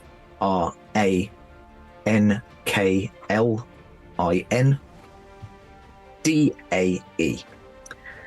And a little bit of a clue for this one. This tells you what Franklin's position was when he was a soldier. So we will see you in about 5-10 minutes, and enjoy your anagram.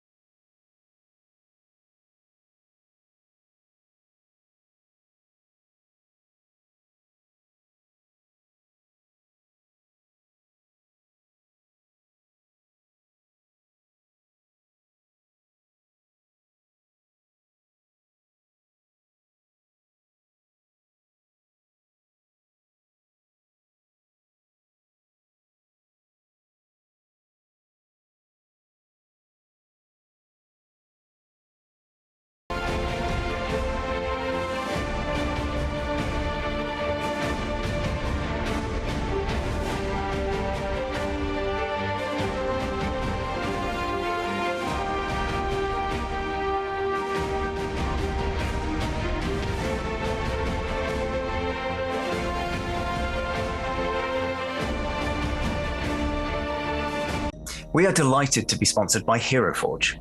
HeroForge offers fully customizable tabletop minis with dozens of fantasy species and thousands of parts to choose from.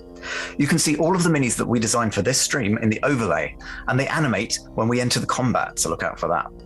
HeroForge are fantastic, so do check out the Pro membership where you can get premium access to features ahead of time, and beta access to things, and all sorts of cool stuff that just makes your life a lot easier. And you can check them out at heroforge.com.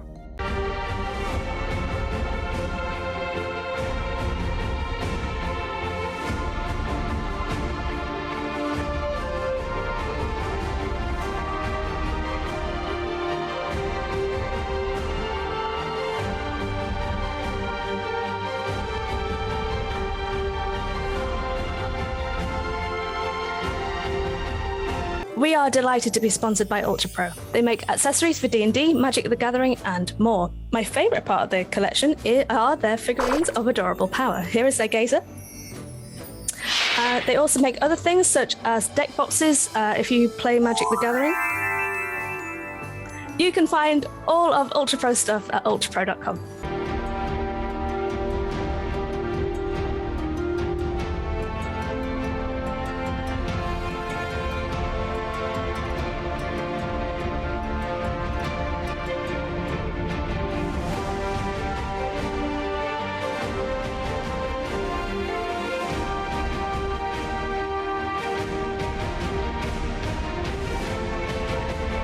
Hey friends, check out our new sponsor, Phoenix Dice, for a carefully curated menagerie of click-clack math rocks for your delectation. Check out their entire selection at phoenixdice.com, and just so you know, Phoenix Dice are all about living gloriously in the worlds of tabletop games and sustainably in this one, which means their dice are working to be recycled, their packaging is recycled, the dice are made of sustainable materials. It's all great stuff. You should definitely get involved. You can also join us today in chat with a chance to be in a raffle and win some Phoenix Dice of your own. Just put !dice into chat and you'll be in with a chance to win.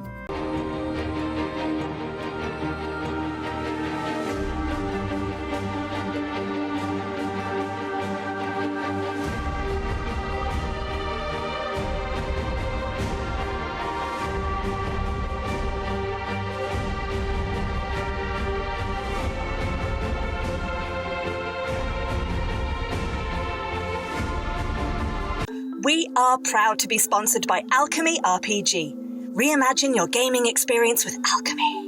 They're focused on creating immersive, cinematic experiences everywhere you interact with tabletop role-playing games. You could be playing a game, creating a world, streaming, watching live games, discovering new content. Look at all the cool stuff that they are doing there. You can use environmental motion art, scene-based music, seamless character management to run your games over the internet, with upcoming features including homebrew content, streaming overlays, and spectator mode. So go and check out alchemyrpg.com.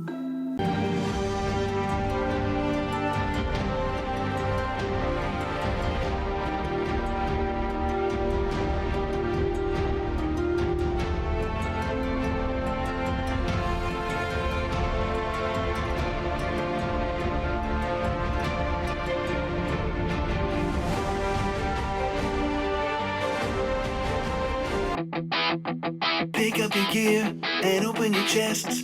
Throw on your armor and head out on a quest. Hey, hey, it's a brand new day. On the Sword Coast, your allies will help with blades and bows and magic as well. Hey, hey, heroes on their way. Fighting together against overwhelming odds. Fighting together in favor of multiple gods. Idle champions of the forgotten realms.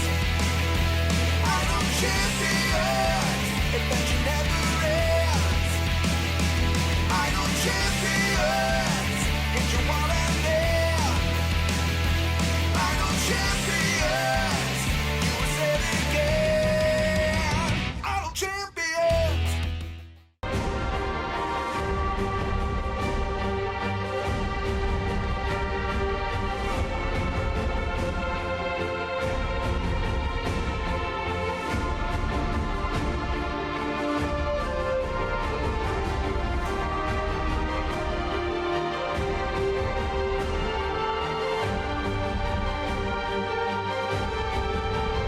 We're delighted to be supported by Idle Champions of the Forgotten Realms, a Dungeons & Dragons strategy video game that brings together D&D characters from novels, adventures, and multiple live streams into a single grand adventure. Select your heroes and formation and battle through waves of monsters for free on PC, phone, PlayStation, Xbox, and Nintendo Switch. You can pop exclamation code into chat for a free Electrum chest.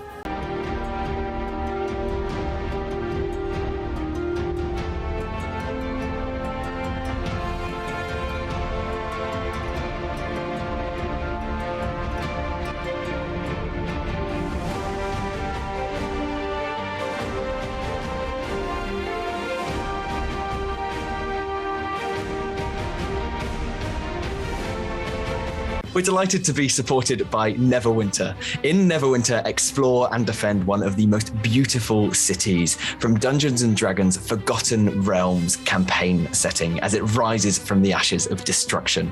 Epic stories, action combat, and classic role-playing await those heroes courageous enough to enter the fantastic world of Neverwinter. Neverwinter is completely free to play, so set yourself up an account today and pop !NW gift into chat for a link to a free gift.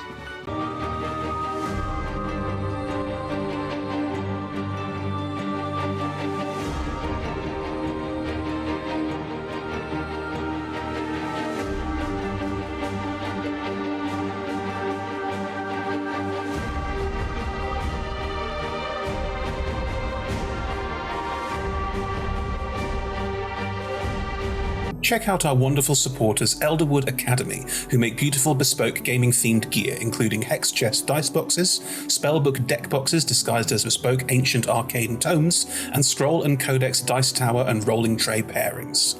Make your own with their online designer at elderwoodacademy.com.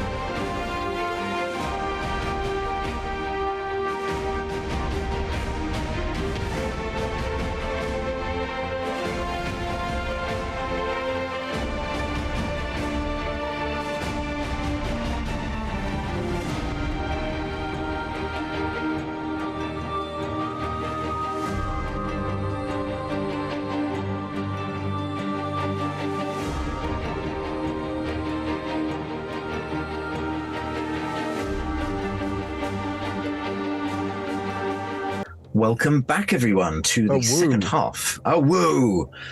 Second half of at Death's Door. I'd nearly forgotten what I'd called this. Should be good. Before we get started, we set an anagram, and who got it? Just a quick show of hands. It's fine. Talia, your first time on the show and your first anagram. Go on. Rank and file. Rank and file is the correct answer. So I'm going to be kind. I'm going to say that that's a D8. So you can use it as a... Talia, as you're the one who got it, you can be the one to kind of have final say on it. But if people think, oh, actually, this would be a good time to use it, you've got up until the next time I set an anagram. So either this half or the first half of the next one. We never remember to, but just so you know the rules of the game. So, jumping back into it, you've all gravitated on the tavern, the Dolphin's Wake, and have met Arcana, the interplanar traveller who has managed to make her way from the decaying plane that she was from, which totally has a name as well. I could probably find that if I... was... There's so much literature just on my person from that plane, and I do not remember what it's even called. I've not even mentioned it. The planet is Corazon, and the country you are from is Lerva, which will all be on the wiki, I'm sure, by some miracle. Is this some linguistic pun, Shaun? It might be, eventually. There are key elements you might need that haven't been revealed, but, at some point. I feel like I should be taking more notes. Wait, Lerva? Lerver, but the spelling actually isn't that important. I might just tell you what the key piece of information was. The mechanical velociraptor chicken thing that was pulling the cart was called Papa Pazritin. I'll leave you to mull that one over and see if anyone gets it. It's probably just too. You know what? I've actually already got it, Shaun. As long as you have literally no follow-up questions. You know, I'll just assume I'll take that on face value. Yeah, why wouldn't you? So Arcana has travelled here from the planet of Corazon, anyway, and is trying to deliver this message of doom and gloom to an extent. When you suddenly hear a scream coming from outside in the main thoroughfare. Is this like a human scream or like a goat scream? It is like a humanoid scream coming from many throats. It sounded like a chorus of people kind of screaming. Oh, great scream. Dagger's immediately out. And Tesalin looks excited. Oh, that doesn't sound like a choir. On a second, takes a giant, well, a small horned penguin out of a bag, pops something in its back, stitches it up. Ooh. Let's go see what that was about. This is Barbara. Go. Questions later. Run out the door. Perfect. So as you all exit the tavern, you quickly kind of see that the reason that people seem to have started screaming is a group of undead. Seems to be mostly ghouls, but there's another individual who seems to be probably at the head of this group. Are just out. You can see that the sun has set. It is now dusk, and this group have just kind of bold as brass just wandered out into the middle of the street and appear to be stalking towards a person in the crowd. The person looks to be they're dressed quite well to do, maybe not quite noble status, but certainly a well-off individual. You can see that Franklin is backing away off to one side, closest to where you are, as people are just kind of trying to keep their eyes on the ghouls in front of them. Is there anything else? The person that they look like they're heading towards, is there anything else distinctive about them other than they're in fancy clothes? Not at first. They just appear to be. Actually, give me a perception roll. You sounded like you got quite a high passive, but I'll ask for this.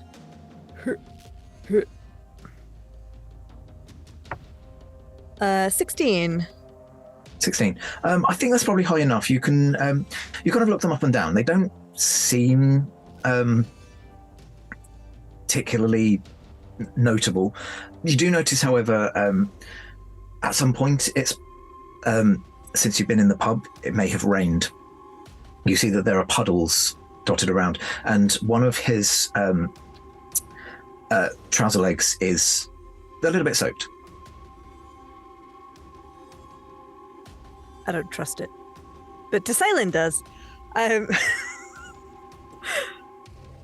I think we'll fly over and try to. I mean, I'm not strong, but we'll try to go to the person that's being approached, and we'll come with me if you want to live in their head, and try and pick them up and fly them out to safety. Give me a strength check. Yeah. I'll allow athletics.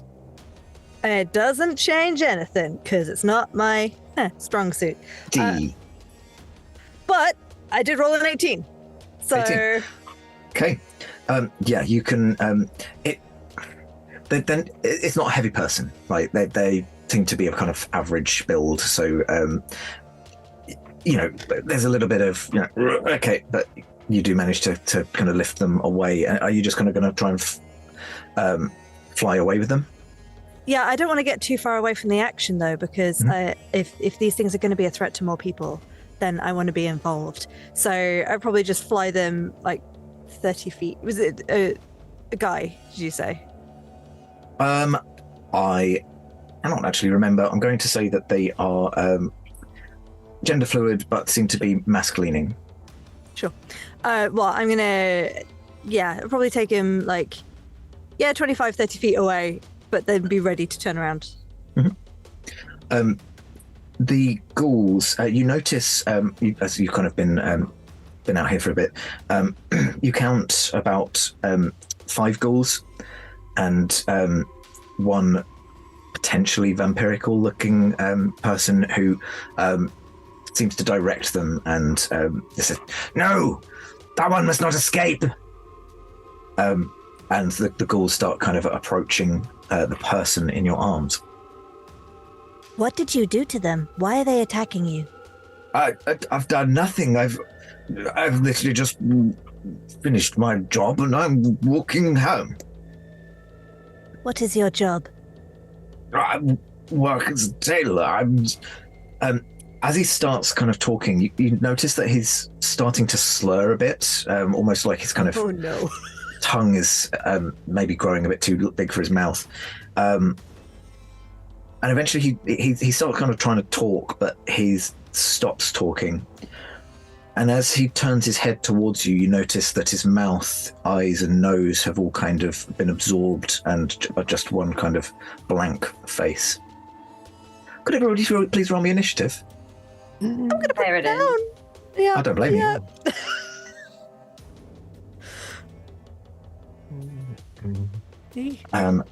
When you're ready, did anybody roll over a 20? Suppose I should roll. We missed that, Evie. Oh, 24. Okay, 24. Anyone else over 20? Okay. Arcana. Ready, as always. 15 to 20. 16. 16, what did you say, Nat? 15. Okay. And anyone else? No. So, 10 to 15. Oh no. Oh dear. 5 to 10. Yeah. 7. Lucky number 7s for both of us. Okay. What are both of your dexterity modifiers? 3. +4. Okay, so Altreon wins out that tie, and Sin Mora goes off the bat. Cool. So I'll finish my drink first, you know. I think that's all. Yeah, maybe grabs another wine. Nat. Yeah. What's Tsalin gonna do?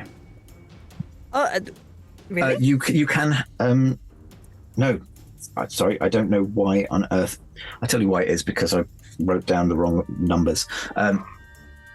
Evie, you are first with the 24. Great. Okay, I get to the tavern door. What exactly do I see? Can you set out for me again? Of course.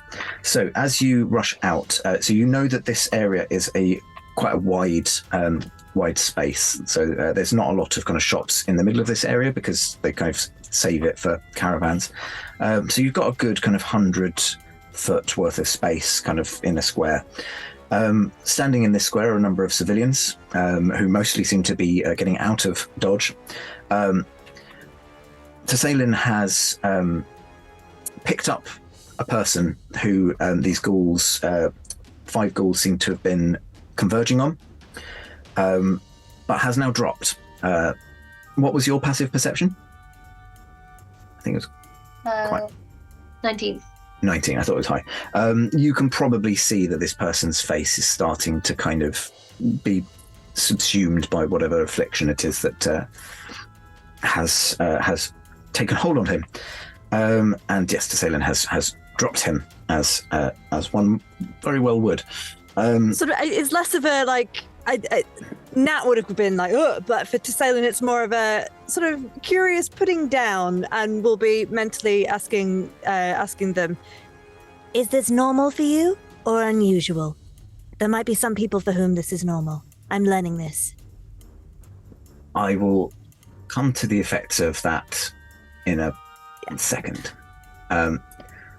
But yeah, Evie, what would you do, having kind of seen this group of ghouls converging on a person that your newfound colleague seems to have tried to pull out of the way? This newfound person, they look normal, right? Sorry? They look normal from my vantage, right? Yes. You can see that your passive is high enough that you can see that their face seems to be kind of knitting itself together, which is going to start sounding familiar to you. Cool. How far away is the fray at the moment? So if the courtyard's kind of 100 across, I would say that it's taking place more or less in the middle because, reasons. So you're probably about 30 feet away from the vampires at the back. So there's kind of ghouls kind of quite close to him, who appear to be kind of racing towards the person that is rapidly transforming. Okay, so they're about 30 foot away. The person's probably 50. 50. Okay. Quick question. Just want to see if I can do it. If I catapulted my Eldritch Cannon into the group of ghouls to do its flamethrowery thing, would that work? So your Eldritch Cannon is canonically a plush toy. Yes, it's called Barbara. So I feel like it's fairly reasonable that maybe if you upcast it once, that would, because there's like a weight restriction for catapult, isn't there? Were you just going to cast it at level 1? Yeah. Nah, I'm going to allow it. But I can't. Nah, you go for it. Yeah. Yeah. You use very lightweight padding. Rule of cool. Yeah. Kind of set my gun to blowgun settings, and say, Barbara, you're going to love me for this. And can the targets please make a dex save? This is the ghouls that you're aiming for, yeah? Ghouls, yeah. Is it just one that it targets? I believe so. But honestly, I was kind of envisioning it as bowling if they're that close together, but it's probably just one of them. They're main kind goal of like is to in a get bit of Barbara a, over there. yeah, they're in a bit of a line, so it wouldn't be a kind of clump. I learned from that. Thank you very much. It's not all clumped together. You can't hypnotic pattern them. You could get maybe 3. That's a 14 on the save. Does not make it, Didn't think so. unfortunately. Okay, so let me get those d8s.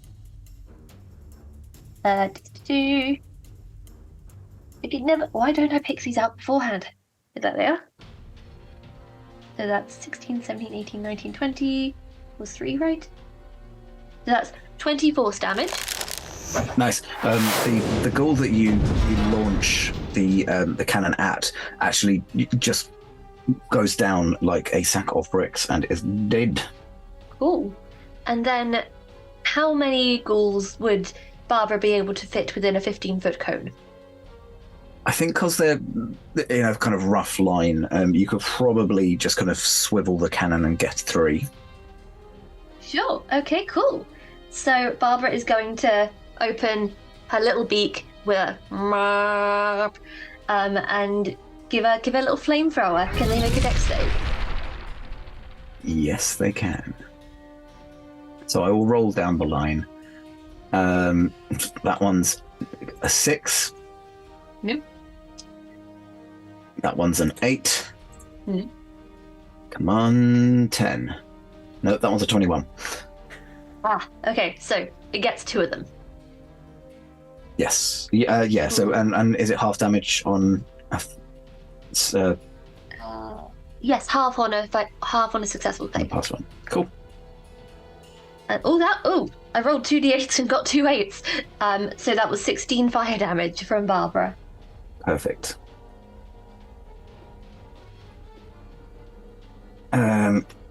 And half for the other one, which would be just the 8. Cool. And I'll use my movement to kind of get further out of the pub as well. Okay. Towards the ghouls or kind of just circling? I'd say circling a little bit. Okay. And is that everything on your turn? That's everything I can do. Strong first turn. Jakarth next. I shall move around in the same direction as Arcana did.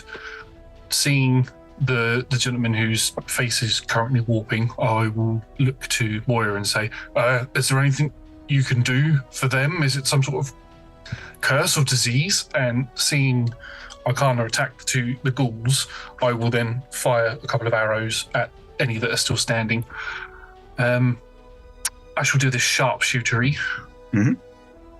So first attack, it is a 17 to hit. 17, yeah, that will hit. Please roll me your damage.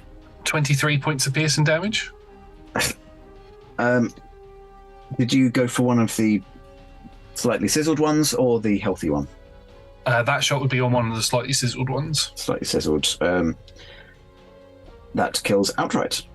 And I'll sort of, so as I ran over, I sort of slid on my knees and fired an arrow, and then I'll spin round and almost like leant over in a really awkward way, fire another one at the uninjured one. Sharpshooter again. Nice. Ooh, that's a natural 1 for a 9. You kind of you pull back and release, but you do that thing where you accidentally kind of keep hold of the arrow and the string just kind of thumps your thumb. And you don't take damage, it's just funny. Yeah. That's just my turn done. Perfect. Right. To Salen. Is there... So I know I said I picked this person up and flew them away from the ghouls. In my mind's eye, I was flying them towards the rest of the group, but you said that we were now 50 feet away from... Okay. That's probably me getting slightly... My head slightly kind of out. I would say probably this person was further away, so you've kind of brought them closer now. Sure. Yeah, so they're kind of on an angle. You're bringing them around. Okay. Could you, though, because it is the start of your turn. So you've reached into this person's mind. Oh, no. Can you please make me a wisdom saving throw? Oh, no. She's not very wise. Don't hate me, dice. That's a 14. 14 is not enough. Oh, no. And it's not nice. Is that the right? Yeah. You take...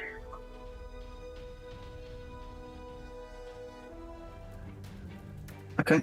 22 points of psychic damage as you kind of reach into this person's mind and you kind of get this feedback loop of psychic energy as you just hear this really high-pitched whistling noise. Oh, that's unpleasant. And and it hurts your brain. But you may now take your turn as... you are now frightened of this person. Okay. Other than that, you can do things. That's important to know. That changes what I'm going to do. Yeah, because I'm... Yeah, okay. I was going to assume that I'd overheard Jakarth saying to Moira about, is there anything you could do for this person? But I'm presuming actually probably not, considering I'm dealing with this psychic. I think I'm just going to... She's going to run away from there, just kind of back away, sort of shaking her head and antenna, sort of staggering about, and then just fly away directly backwards, bump into a ghoul, and turn around and just panic stab it. Okay. Please do roll me your attack. And question. Yeah. Oh, yeah. If Barbara is within 5 feet of this said ghoul, would sneak attack be on that table? I think that could potentially be on the table, yes. Thank you very much. Fun fact, swashbucklers don't need another person within 5 feet. Advantage to apply, but it's great that Barbara's there anyway for moral support. I mean, isn't it if it's the only one? I think with a swashbuckler, like you have to be kind of a one-on-one fight. Yeah, there's still other rules about it. Basically, if there's someone within 5 feet, I get the sneak attack, and then also if I'm on my own and there's no one else around and I don't have disadvantage otherwise for some other reason. So if you're on your own, as in you've got no allies, not that they have no allies. You don't need advantage on the attack roll if another enemy of the target is within 5 feet of it. Yeah, so if I don't need any of my allies to be within 5 feet of it to get sneak attack. Yeah. As long as they aren't incapacitated and I don't have disadvantage for any other reason. Well, you have advantage anyway. We've established that this is all good and gory. Yeah. That one's cocked. Okay. That is a 26. 26 hits. Please roll me your damage. Amazing. So it's going to be regular is 1d4. Sorry, I've not played a high level rogue before. And then, so 1d4 plus 5d6. Okay, I'll roll that one first. And the dagger, as she swings it out, is it's like a long, black, and slightly curved. Actually, looks like it might have been a stinger from another large bale. Nice. So can it please take me 9 regular damage, stabbing, piercing. That's the one. Damage. I needed to have used an action to do the extra stuff. Never mind. And then the sneak attack is an additional 26 damage. And what kind of damage was it? Piercing, I believe, because it's okay. dagger, right? Yeah. So the dagger was piercing, and then the additional damage was that poison, or was it also piercing? No, I have to have specifically taken an action to coat the dagger in poison. Okay.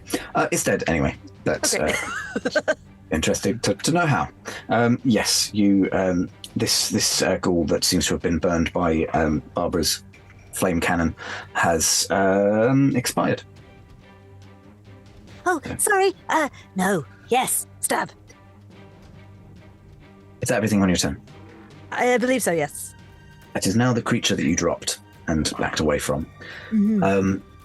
You watch as its kind of facial features have become engulfed, and it seems to be kind of growing lankier. It's not growing in size, but simply kind of in height as it kind of stretches out.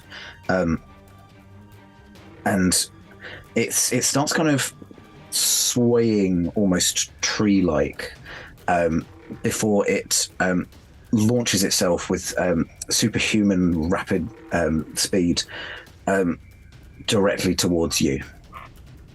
It's a Salin. I tried to help you. Why? We could have been friends. Aberration's going to aberrate. And it is going to... Oh god, this thing's nasty. It's going to make 3 swipe attacks at you. Don't say that. With its mind.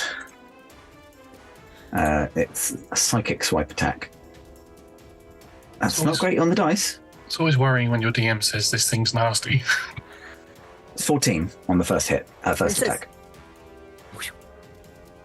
The next one is lower than that. Is an 11. So yeah, clearly very agile. Oh wow, I'm rolling like myself. That is a 14 again. So 3 attacks. They'd be nasty if they hit, but thankfully for you, it's me rolling the dice. She sort of does a like, she's doing that flying where she's kind of just hovering at ground level and kind of does like a barrel roll out of the way and just kind of looks at it in disgust, being like, how dare you? I saved your life. It is then also going to... Stop speaking to it. Oh, God. Oh, yeah. I'm not going to do that to you twice. It needs to recharge anyway. Is it noise activated? I mean, you're reaching into the mind of a creature that does psychic damage. It doesn't it doesn't recharge, so you're fine. But then, as it's kind of loped towards you at this great speed, it suddenly blurs. It's almost as if it doesn't move at all, but it's kind of like that camera effect in Jaws, where like the distance goes and things, and suddenly it's 20 feet away from you. You realise, even though it doesn't look like it had left your field of vision at all. As it just teleported 20 feet away. That is the end of its turn, and Eltrion is next. Goodness me, that sounds particularly horrific.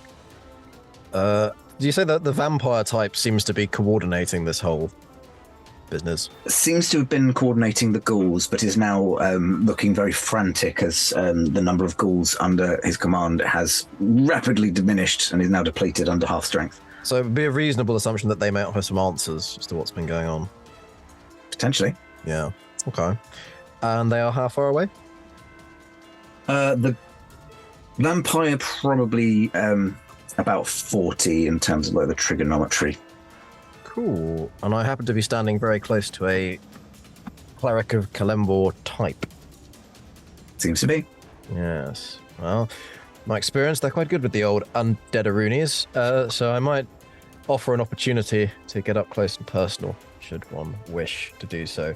Eltrion, surveying the situation and coming to the conclusion that the vampire seems to be orchestrating events, hearing some strange sounds off to the side, but being singularly focused at this point in time, musters up some of the mental strength which can be channeled even though it causes him pain, and will reach out with his mind and try to grab the vampire. Okay. Telekinesis. What? Is it a save? It is a save. It is a strength save versus my spellcasting. Yeah, so it's spell ability check, spellcasting ability contested by a strength check. So yeah, strength check versus charisma check. Okay, well, I rolled a 16. 21. Yes, you have mind grappled the vampire. Amazing. I will pull the vampire 30 feet towards me and slightly off the ground. Okay. I'm just staring up. This is not going to be a good day for you. What are you doing? We must destroy that thing before its filth captures everybody. I'm disinclined to believe you at this moment in time. And I'll just sort of look over towards where Zinmora is, and should they wish to engage, they may. But my expertise when dealing with undead is not high, but again, vampires I know tend to be quite tricksome things, so at least holding vamp in place may seem like a good idea. For the record, the vampire is now restrained, so attack rolls will have advantage, but beyond that, and a movement speed of 0, but can still take actions, but will have disadvantage on dex saving throws, for example. And that, for now, is going to be my turn, I think. Shaun, I'm not going to throw myself into the front line in harm's way. People seem to be... No, that's strange for you. Getting involved with things. I'm just... Okay. Well, the one bad thing about playing support and going after everyone else is that all my plans keep changing when everyone else does stuff. Thank you, guys. I think the first thing I'm going to do is throw a healing word at Salin, who is looking a little wobbly. Yeah. So I'm going to throw a bonus action. Let's make it... If it's psychic, I probably can't tell exactly how bad she's hurt, so I was going to probably throw a second level in. There, see, I've got more spells. I'm going to give you more later. Let me go. I can't find that. Let's make it a third, why not?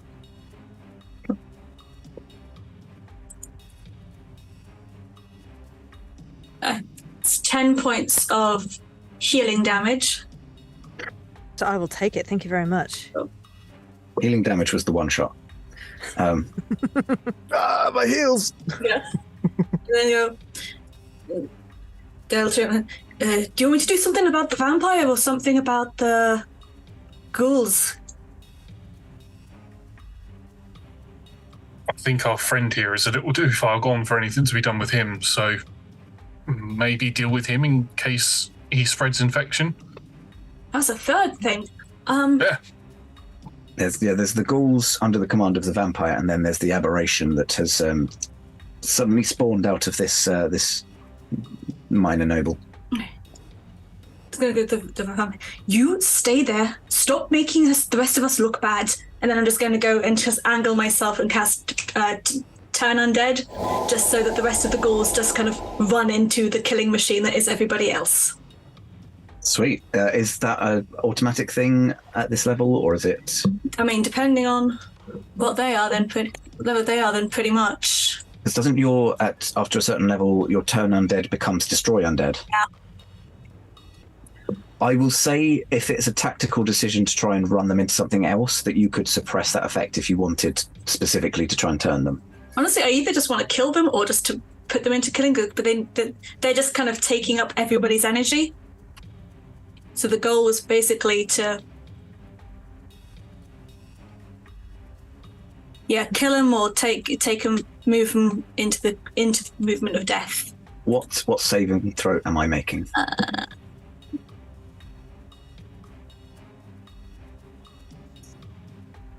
When an undead fails its saving throw, what is the saving throw? Wiz, I think. It's probably wisdom. Probably wisdom. Yeah. It's CR1 or lower would be destroyed. Yeah. Cool. Right. Well, wisdom saving throws. That's going to be good. So we've got 2 left. That is an 8.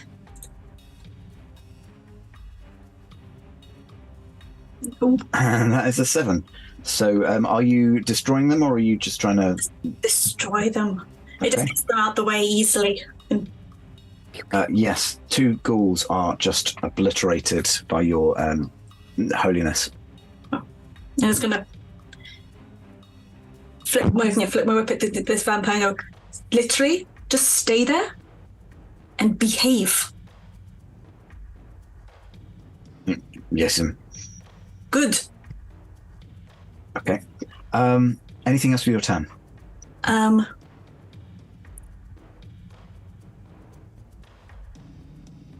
No, at the moment. Okay. It is now the undead's turns. I've only got 1 left. Does it get to make any save against your thing, or is it just? I mean, it could have made a save. If it's also undead, it can make a save against the undead. That is true. I had forgotten about that. It's not a low enough level to be destroyed, but that is a 13. No, 14. Sorry. 16.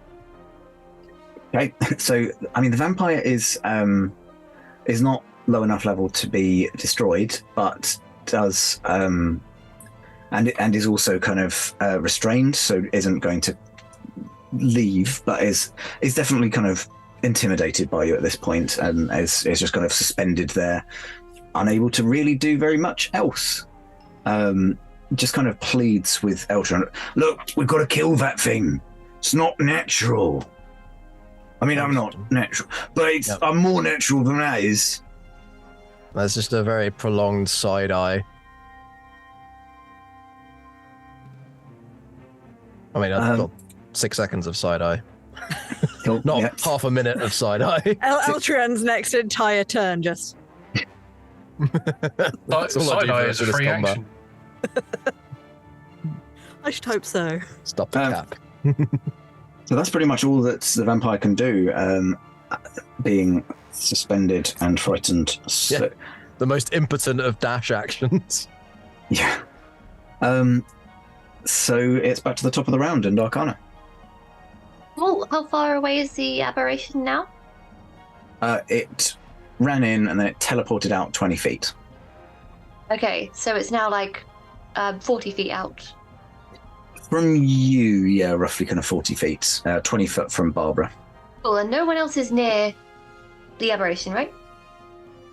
No, the nearest person would be Tsalin, who previously was near the ghouls. I Cool, didn't even in that notice until case- the vampire said. As a bonus action, I'm going to use my insightful fighting to make an insight check against a target's deception. See if I can get sneaky sneaks.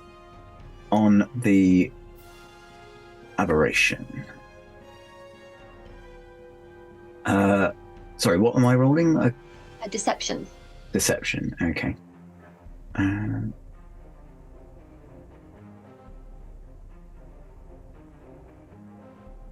That is 13. Got 23. Cool. Cool. What do you want to know? So, I am going to spin the barrel of my gun again and kind of level it and give it a firebolt. And this is my arcane rifle as well. So it will be a firebolt plus sneak attack damage plus the d8 from arcane rifle. And Barbara's just going to go wah in the corner, just being Barbara, you know. Okay. Why did I roll that dice? I didn't need that dice. Oh, that one. Okay, cool. So that's 11, 12, 13, 14, 15, 16, 17, 18, 19, 20, 21, 22, 23 damage on that. 23. Nice. Some quick maths from me. Nice. Yeah, it takes this kind of blast. And what did your insightful fighting do, by the way? Was that? So what it does is I can use a bonus action to look at it and find any chinks in its armor or any weaknesses to give myself advantage so that I can have sneak attack. Cool. So it's not like I was thinking I'm going to have to make up some facts that will be helpful to you. Cool. Advantage is good. Please do tell us a fun fact about it while you're there, Shaun. It looks like a large. It's kind of becoming cylindrical. It's almost like if one of those. This is going to ruin the horror, but I'm going to use it anyway. Like one of those wavy men outside a garage. If it came to life and was still. A wacky waving inflatable tube man. There we go. But skin. I mean, it adds to the horror for me, honestly. No, if I had a nickel for every time something horrific in a D&D game had been described as that particular thing, I'd have 2 nickels, which isn't many, but it's still weird that it happened twice. Both roll together games for me. Yeah, both this year. Yeah. Oh. Need to update my descriptions, clearly. Anything else on your turn? I think that was action bonus. I think that's everything I can do. Perfect. Jakarth. Hearing what the vampire is saying, quick tactical question or two. What the first one is, this aberration, does it look like it's a form of infection that we fought before, or does it look something completely different? I'll give this to you for free, but please roll me an insight check because you're trying to make this kind of very quick. Like, you don't have time to study. That's a 7, so I rolled a natural 1 again. Yeah. You just can't be sure. In the heat of battle, it's like it's a thing. It's becoming a thing. And with its teleportation movement thing that it's done, is it trying to get away, or does it look like it's trying to get away, or does it look like it's trying to get to crowds of people? Or both? I would probably say this is going to fall under your insight roll. You're trying to work it out. You can't be sure right now, but you know. Okay. What I'll do is then I will run back around the other way, my full 30 feet. As I'm running, my eyes begin to sort of light up fiery and my scales begin to glow red. For anybody that doesn't know, as a ranger, I have spells, but because I'm me, I've changed them to draconic abilities because I'm part dragon. So I'm going to use Misty Step, which I've called Wyvern Stride, and as I do the last step, these flames sort of burst out from my feet, and I sort of like flash style move right round to the other side of it, and then I'm going to fire 2 shots at it to try and push it into the middle of where everything's going on, so it's not around people. Okay. Is this a Battlemaster thing to shunt, or is that more of a stylistic thing? It'll be a Battlemaster thing if I hit. Cool. So I'll try hitting it. It'll be sharpshooter again. Okie dokie. That is a 19 to hit. Hits. As I pull the bowstring back, I pull it back a little bit further and then let it go to do the pushing strike. I'm also going to mark it as my favoured foe, and just to add a little bit of extra to it, you know when somebody just flicks you in the ear and it really stings? I do that psychically in its head as I use Dreadful Strikes. Nice. Just tell me how much damage I'm taking. Okay, so that's going to be... I'm just going to get everything rolled. That's 23 points of piercing damage. 3 points of psychic damage. And another 2 points of piercing damage. So 20, sorry, how many extra piercing? So it's an extra 5, so that's 28 damage in total.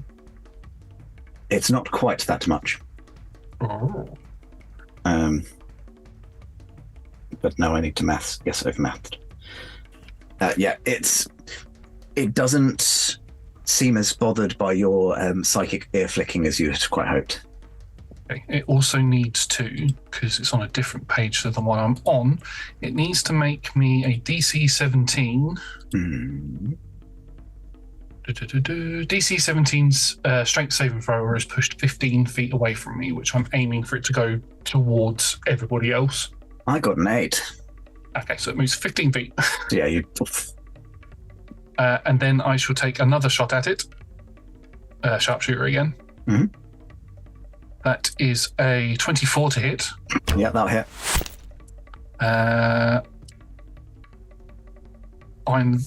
No, because I'm near people, so I'm not going to do that. That is going to be 18 points of damage. All of it piercing? All of it piercing, yeah. Cool. And then for the giggles, I'm going to action surge and do that again. If you don't do it now, when will you? Yeah. Sharpshooter, that's a 24 to hit again. Hits. That is 19 points of damage. Piercing damage. And again, that is a 23 to hit. And it hits. 22 points of damage, all piercing. Nice. You know when you like pick a monster and you go, "Oh, that's a lot of hit points. That's going to take them ages," and then Josh happens. Cool. Yeah. So I've moved around, sort of flare dashed around, fired two, like sort of flipped in the air, fired. I'm doing loads of parkour acrobatic stuff, firing arrows at it, and then that's my turn. Perfect. Right. If that's the end of your turn, to Salin, it is your turn. I believe you get to repeat the save on the yeah, you can repeat the saving throw. Oh, it's actually at the end of each of your turns. I thought it would be at the beginning. So yeah, you can make it now, and it would have been the end of your last turn. So it wouldn't have changed anything you'd done already. All right. I will roll another one and see. Let's say no. Okay. But there's still something of this thing left after Jakarta's just completely mullered it. Mm-hmm. Incredible. Great. I think so it's now, because it was 20 feet and Jakarta's pushed it 15 feet back towards me, right? Yes. Yeah. So it's 5 foot away from you. Great. I think she just sort of jumps up slightly and readies herself and just dashes forward, not dashing in the technical sense, but like just hops forward 5 feet. Mm-hmm. So as it's being pummeled back towards her by these arrows and this shove, she's just there to like, I mean, I can't stab it that many times mechanically, but that's the effect we're going for. Nice. Okay. Please roll me that attack. With avantage. That is 27 to hit. Yep, that'll hit. And then as a bonus action, I'm gonna I've got the other dagger there that's not the fancy dagger, which is there as well. Do I get the sneak attack is only on the one? It's only on one attack, yeah. But the But is the second attack with 2-weapon fighting with advantage or not, or is that just a regular flat roll? Oh, okay. I would. Yeah, go on then. Well, I don't mind if it's not. I just don't know the rules. I don't want to slow down the combat by looking them up, so I'm going to rule in your favour and say it. Sure. Okay, well, that was a non-nat 20. Nice. To hit the second one. Okay, so. We'll start with 7 dagger stabbing damage, with the first dagger coming round, and then the second dagger tucks in for another 7 damage, and then the sneak attack as this creature just basically falls onto Salen's daggers. Fell on my dagger, I swear. Oh, he just fell. Oh no. That's another 15 damage. Nice, so 29 in total. Slightly easier maths for me. And she just sort of stands there, and then Jakarth just hears, "I caught him." Good catch. You hear back. Okay. Is that everything on your turn? That's attack and bonus action, yeah. Cool. Not get back the... Oh, wait, but do I make the wisdom saving throw at the end of this turn? You do, yes, so feel free to make another one now. I mean, it's just getting worse. That's a 5 now. Yeah. It's But should I interesting. have taken damage? You wouldn't have been able to run forward, but you attacked with daggers anyway, didn't you? Yeah, I didn't move. Yeah, no, so you... Because it was technically within 5 feet of me. Because it had moved 20 feet away and then 15 feet back, so it's still within 5 feet. It's one of those airy-fairy things where it's like, is it 5 foot like outside of a thing? It's fine. We're all good. It got thrown forward at you. Sweet. It's going to make a psychic swipe attack on you, Tassalin. Mm-hmm. I'm going to move to physical dice.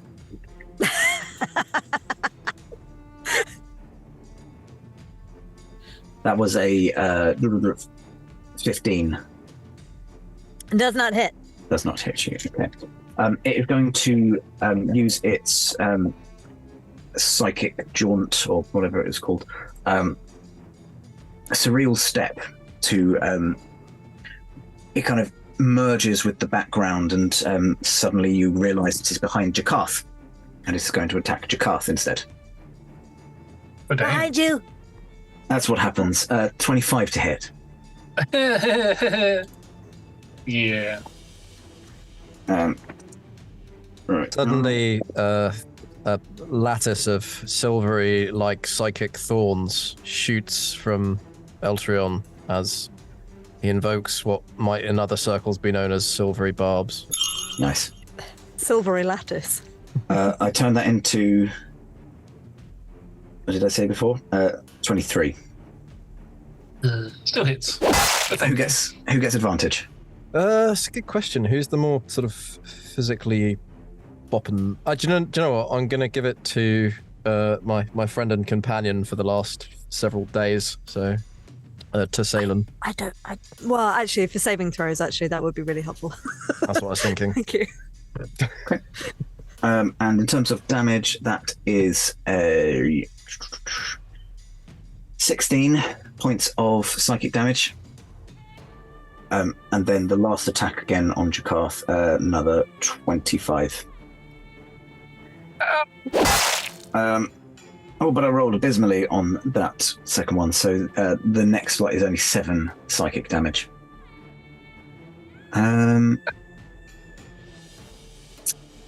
So here's the interesting thing. You shunted it 15. It really steps 20 feet, and it's got a range of 10 foot. So it would have made those attacks from outside your range, and it is now going to go 40 feet towards the nearest civilians. And I'm afraid it's out of your range, yeah. So, well, I mean, it's not out of your bow's range, but I don't believe there's a feat that allows you to opportunity attack with a bow. No. That would be nice. Not for me, but anyway. Continuing on down the round, Eltrion. Well, okay. I don't trust the vampire enough to let go of him, so I'm not gonna meta this, Shaun. Mm-hmm. What I'm gonna try and do first and foremost is maintain control over the vampire, which will be my action. This is not casting a spell. This is just maintaining the spell. So this is a strength check, not a saving throw, versus my charisma check. Strength check. Okay.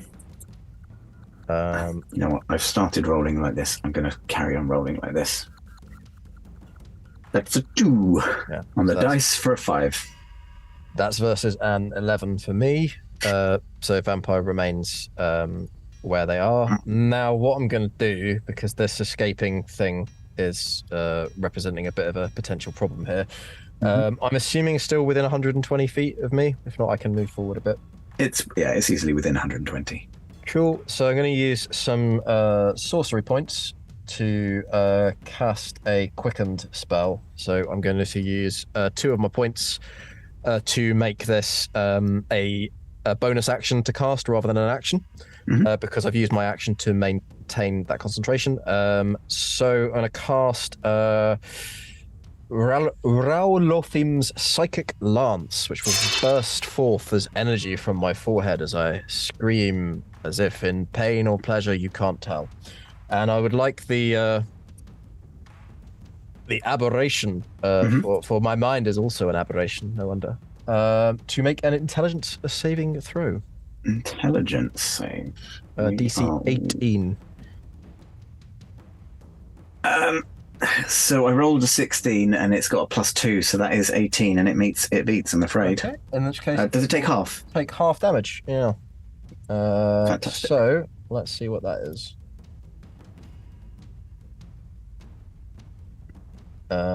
Wow. On 7d6, 12. And what kind of damage? So it'll be half that, so 6 psychic. That is psychic. That is piss poor. Yeah, so I mean, 12 on the dice. 1s and 2s across the board.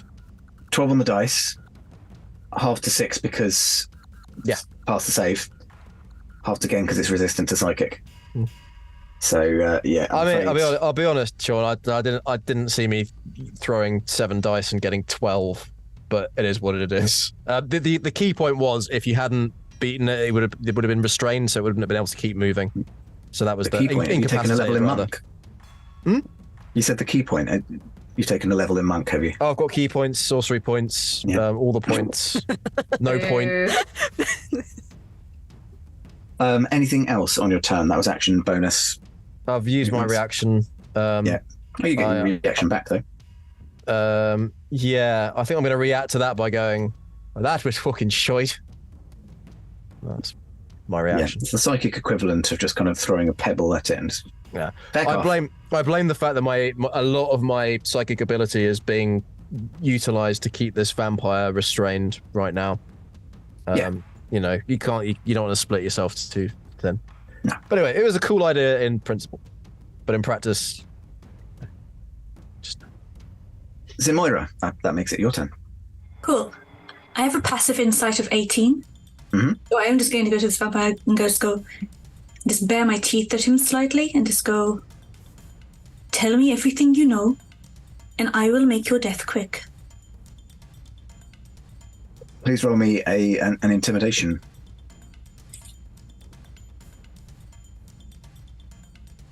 I would say with advantage because you've already used turn undead, and he's already kind of very intimidated by you anyway. Thank God for the advantage. So yeah, that's a 20, flat 20. Flat 20. I mean, how can I refuse that offer? Can I refuse that? I can't, all right. Yeah. Seems seems compelled, but you do only have 6 seconds to talk out inside combat. Everything that you've been saying, true or false? It's all true. Cool. Then hit him across the face with my whip. Oh wow. Okay. He's restrained, so I believe that attack will be at advantage as well. Cool.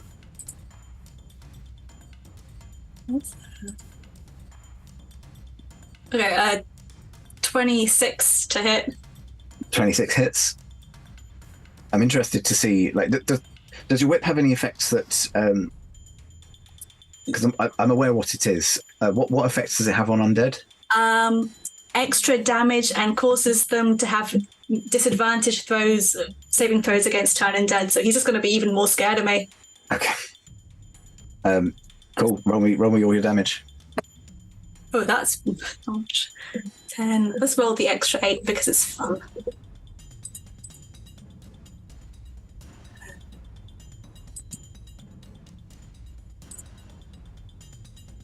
Oh, that's not much. 12 points of slashing damage. Okay. And yeah. Cool. It is a magical weapon, so that's all fine. You slash him with your whip, and you go, I thought that was going to be quick. I don't believe you. The truth. Cool. That's action. Anything with your bonus? Throw a healing word over at Jakarth. I think it's looking fuzzy. What's the range on healing word? Probably this 60 feet. Oh yeah, you're good. You're good. The definite raised eyebrow, the effect of just the slapping of. Okay, so that is 11 points of healing. Thank you very much. I could do with that. Perfect. Is that everything on your turn? Yes, because I am going to carry on staying and threatening this poor unlucky vampire. Whose turn it is, and again doesn't get to repeat the save on his turn, so is just going to impotently just hang there.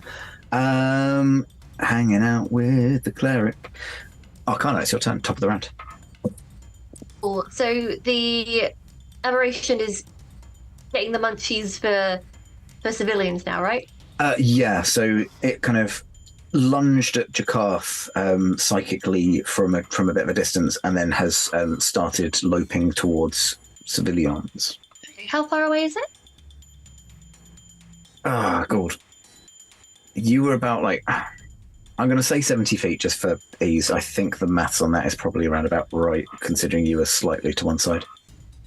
Cool. I'm going to kind of flip my gun over my shoulder so that the butt is kind of facing out, and a section comes out. And can it please make a Constitution saving throw for me? It can mechanically do this and more. Constitution, you said? I'm going to roll my... That's not going to do it. 6. No, it does not. So I cast, what's it called? Vortex Warp. So it kind of gets sucked into the gun butt. It goes back round, and I shoot it in another position away from civilians. Nice. A distance away. Near to Barbara. Perfect. Which is next to Salin as well. Yes. Salin, Yeah. yes. Yeah, and not too far off from Jakarth, so an optimal position all round. Lovely. That's And action. Bonus action is Barbara is going to town. Nice. Please. Where's she going? Tell us. Town. It's market. Or his mum makes good tea. Sorry, my iPad ran out of charge, so now I have to go onto the computer to look at how to use Barbara. So it's all different things. I actually randomly have your thing up. What did you need? I'm doing a flamethrower of Barbara. Okay, so can it make a dex save? They probably can. Ooh, it's good at those. That's a 13. That does not make it. Okay, so that means it's 2d8 fire damage. Let me get those. That's a 6, 7, 8, 9, 10. 10 fire damage from Barbara. Nice. And that's everything on your turn? That's everything. Then Jakarth, you are up next. I'm going to move round so I'm more in between it and civilians as much as I can be. I know obviously there might be quite a wide spread of them, but I want it to sort of focus down on me, and I'm going to shoot my longbow at it, sharpshooter style. Roll me your attack. 23 to hit. Hits. As I fire it, it's got like a little flame, as the arrow sort of goes off, it's got like a little flame around it as it beds itself into the creature. I'm going to use maneuver Distracting Strike. When you hit a creature with an attack, you can expend one superiority die to add the total damage to the roll, and the next attack roll against a target by an attacker other than you has advantage if the attack is made before the start of your next turn. So whoever attacks it next has advantage. Sweet. That is...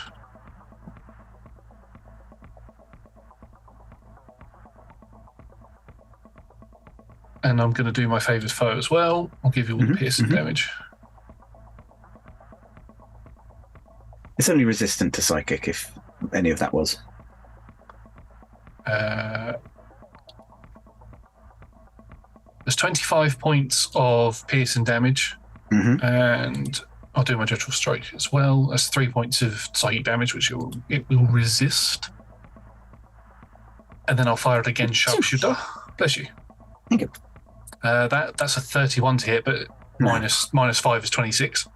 Yeah, that definitely hits. I'm gonna say you may have spent the superiority dice unnecessarily because tell me what your damage totals. 22 points of piercing damage. Yeah, 20 of that was superfluous. How do you do this? Okay, so I am picturing it like one of these wavy creatures, sort of like moving around, being pushed and sucked and all of that sort of stuff. So the first arrow shot pierces into both of its hands at the same time and pins it up against the tavern, and then the next one will just go straight through what would have been its face and just causes it to split open. Lovely. Yeah, and this creature, the bonds of its skin starts to kind of split down vertically down its arms, and it almost kind of slides out of its own skin as it dies. It is dead. You are technically still in combat because you've got the vampire. It's up to you how you want to handle that. How long can you hold him for, Elchon? Well, assuming that my will is stronger than his, at least for another 100 rounds. Well, so is it an hour? It's like 10 minutes, basically. 10 minutes. So, I think before we allow our good friend here to kill them, let's get as much information about this thing out of them as we can, because they clearly know something. that is my thinking as well. We could always tie him down while I've got him restrained, and we can question at our leisure. That's a good idea. Arcana, is this type of creature something that you've fought before on your plane? Sounds familiar, Shaun. Would sound familiar. Yeah, this is the kind of beastie. That's the start then. Great. Look, I don't know how I know it. It feels like something that needs to be destroyed. I don't know. But I don't know. You're not going to consider letting me go, are you? I'm trying to kill these things. I'm even putting off hunting for the moment. How many of them are there? They just keep springing up. How many? Where? Here and there. It doesn't always happen, but it seems to be anyone that treads in them puddles. That could be that could be half the city, depending on where the rain's fallen. It seems to be infrequent, but we've been watching. We can tell when the taint's going to take them. Do you see the rain fall that made these puddles? Doesn't seem to be the rain that's the problem. So we've got to avoid them. And kind of looks at Moira. Don't tread in them puzzles. Does it only affect the living? Or is it affecting undead as well? Oh, it'll affect us, but not in a positive way.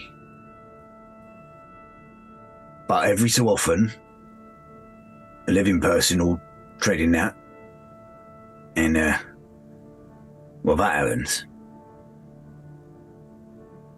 Well, we need to clean these puddles up. Or at least put some kind of sign out. Not a slippery sign, hopefully. I appreciate your efforts of trying to destroy these things. That's what we're trying to do as well. So good job on the intent. Unleashing ghouls into a populated area, methods are questionable. I mean, the methods at my disposal of, I could control ghouls, so we were going to rip it a new one, feast on that. We weren't going to hurt anyone. Do we believe that? Arcana would have reason to.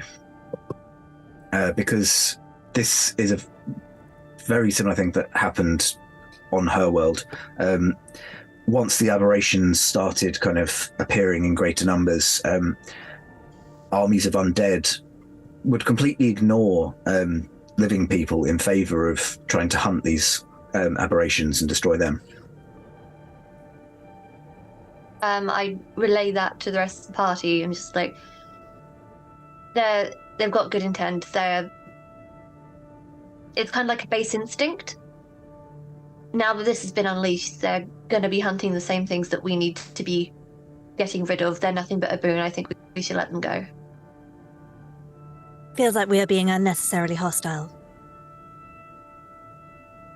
We'll just be sort of eyeing Moira to see if they look like they're going to slap him again or do anything.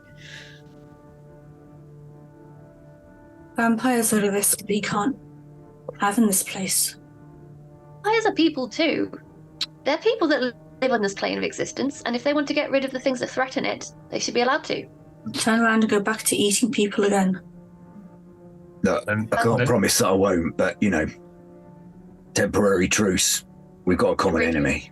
A temporary truce, which we will be very cautious about, and then if and when you start hunting again, then you will find some people knocking on your door.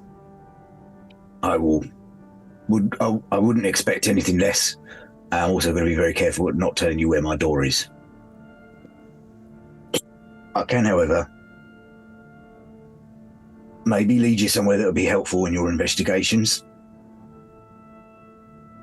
To be perfectly honest, with all of you, going off of what Arcana was looking at in the tavern, we have no leads to go on. If this vampire has something that we can go off to potentially stop this, then... Yes, that sounds exciting. Let us consult with the vampire. Vampire, what is your name so we can stop calling you Vampire? It's, Corso. Corso. I mean, looking at you right now, you are a little bit Corso, aren't you? I'm going to boo myself for that one. Give that man a prize! Am I letting him go then? I believe that's consensus. It's up to you, Squire. Does it look like he's going to try and run off as soon as he's let out? He has... Give me an insight roll. I'm happy for everyone to have an insight. Ooh, 25. 25. 21.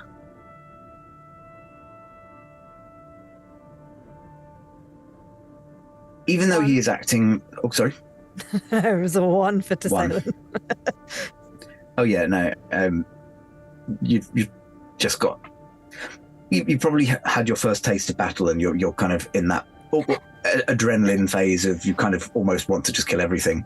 But the rest of you kind of pick up that, you know, he knows he's outmatched. He knows if he were to try and, you know, run, you would probably just track him down and kill him. So he's got almost got no choice to trust you, but it doesn't mean he's not going to break that trust. He was telling the truth when he said, you know, temporary truce, and, you know, if you let him go, he will continue to keep trying to hunt these creatures. I think maybe take him with us, but let him show us where it is, but keep him bound. Just in case he does try to stab us in his back, literally. I'd like to see him try. I don't think we need to have him bound. I think he knows. We can take him.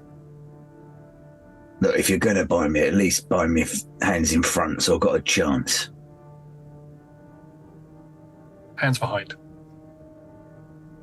I mean, I could just repeatedly run him into the wall if we needed to. Or it could just be nice. I tend to pick who I'm nice to a little more discriminatory. I don't know, Eltrion. I seem to remember that you and your group were initially suspicious of us, but you approached us with an open mind, yes, questioning and having a conversation rather than immediately attacking us. And yes, for that absolutely. we are grateful. I would like to extend that same courtesy to the our vampire friend who's here. just literally admitted killing people previously. I mean, yeah, I'm a vampire. I get hungry. I absolutely agree to Salem. One shouldn't prejudge people, but Does everyone not have the same sort of baser urges to occasionally, you know, eat? Sorry. There are alternatives.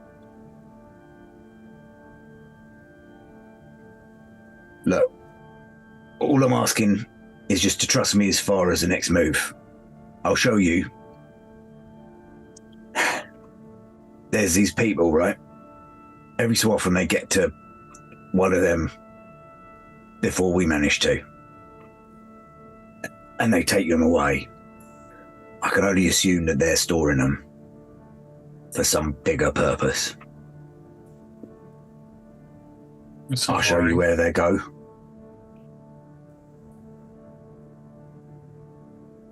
I agree. I would very much like to see this. Show us the place. Show us what you know. And here's a name. You go find them and say that you want to go and find humane, willingly donated access for your food. Yes? They're gonna... Is this a blood bank? Yes, it's a blood bank. All right. I mean... So no killing people. Yeah, I'll try and stay on a wagon. And if you don't, I will find you and I will raise you and your home to the ground. I don't doubt that. Good. okay, well, I'm going to let you go now. Mm-hmm. I would advise just doing what you said you're going to do and not running off or trying anything, you know, stupid. You got me outnumbered. Okay. Oh, wait, one detour before we go somewhere. I need to go around the corner and tell my mom not to go into any puddles. That seems sensible. Yes. We should tell everyone. To maybe make those signs. Yeah. Avoid the puddles. Yeah, I'm happy for that to kind of happen, and you know that conversation goes ahead. Is there any... going to be hovering about a foot above the ground until this spell runs out, just in case there's any puddles, just don't know. Lots of the general townsfolk suddenly just get a giant bee flying up to them and just being like, "Don't step in any puddles, okay?" And flying away, and then to the next person, "Hello, don't step in any puddles." You could probably link up with the kind of a Bale psychic network as well, and kind of start passing the message around if you wanted to. I will do that. Cool.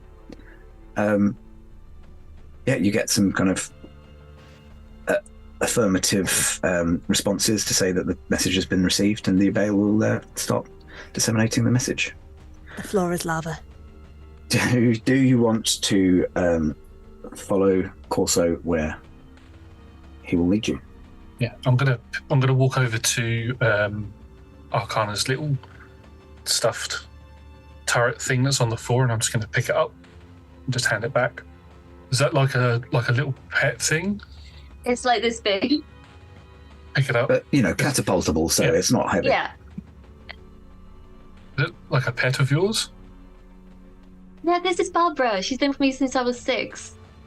Oh. She's the only one that's come with me. I've got a few of her though, so I used to have a pet. she'll look out for us. Find comfort in the squishiness. Yes. It's been a long time since I've had a pet, but it's nice to have a companion that travels with you. She's not exactly alive. Mine was. You had a pet? I did, yes. There's a little rat. His name was Sebastian. Sebastian? Yes. It was given to me by my mentor. What happened to Sebastian?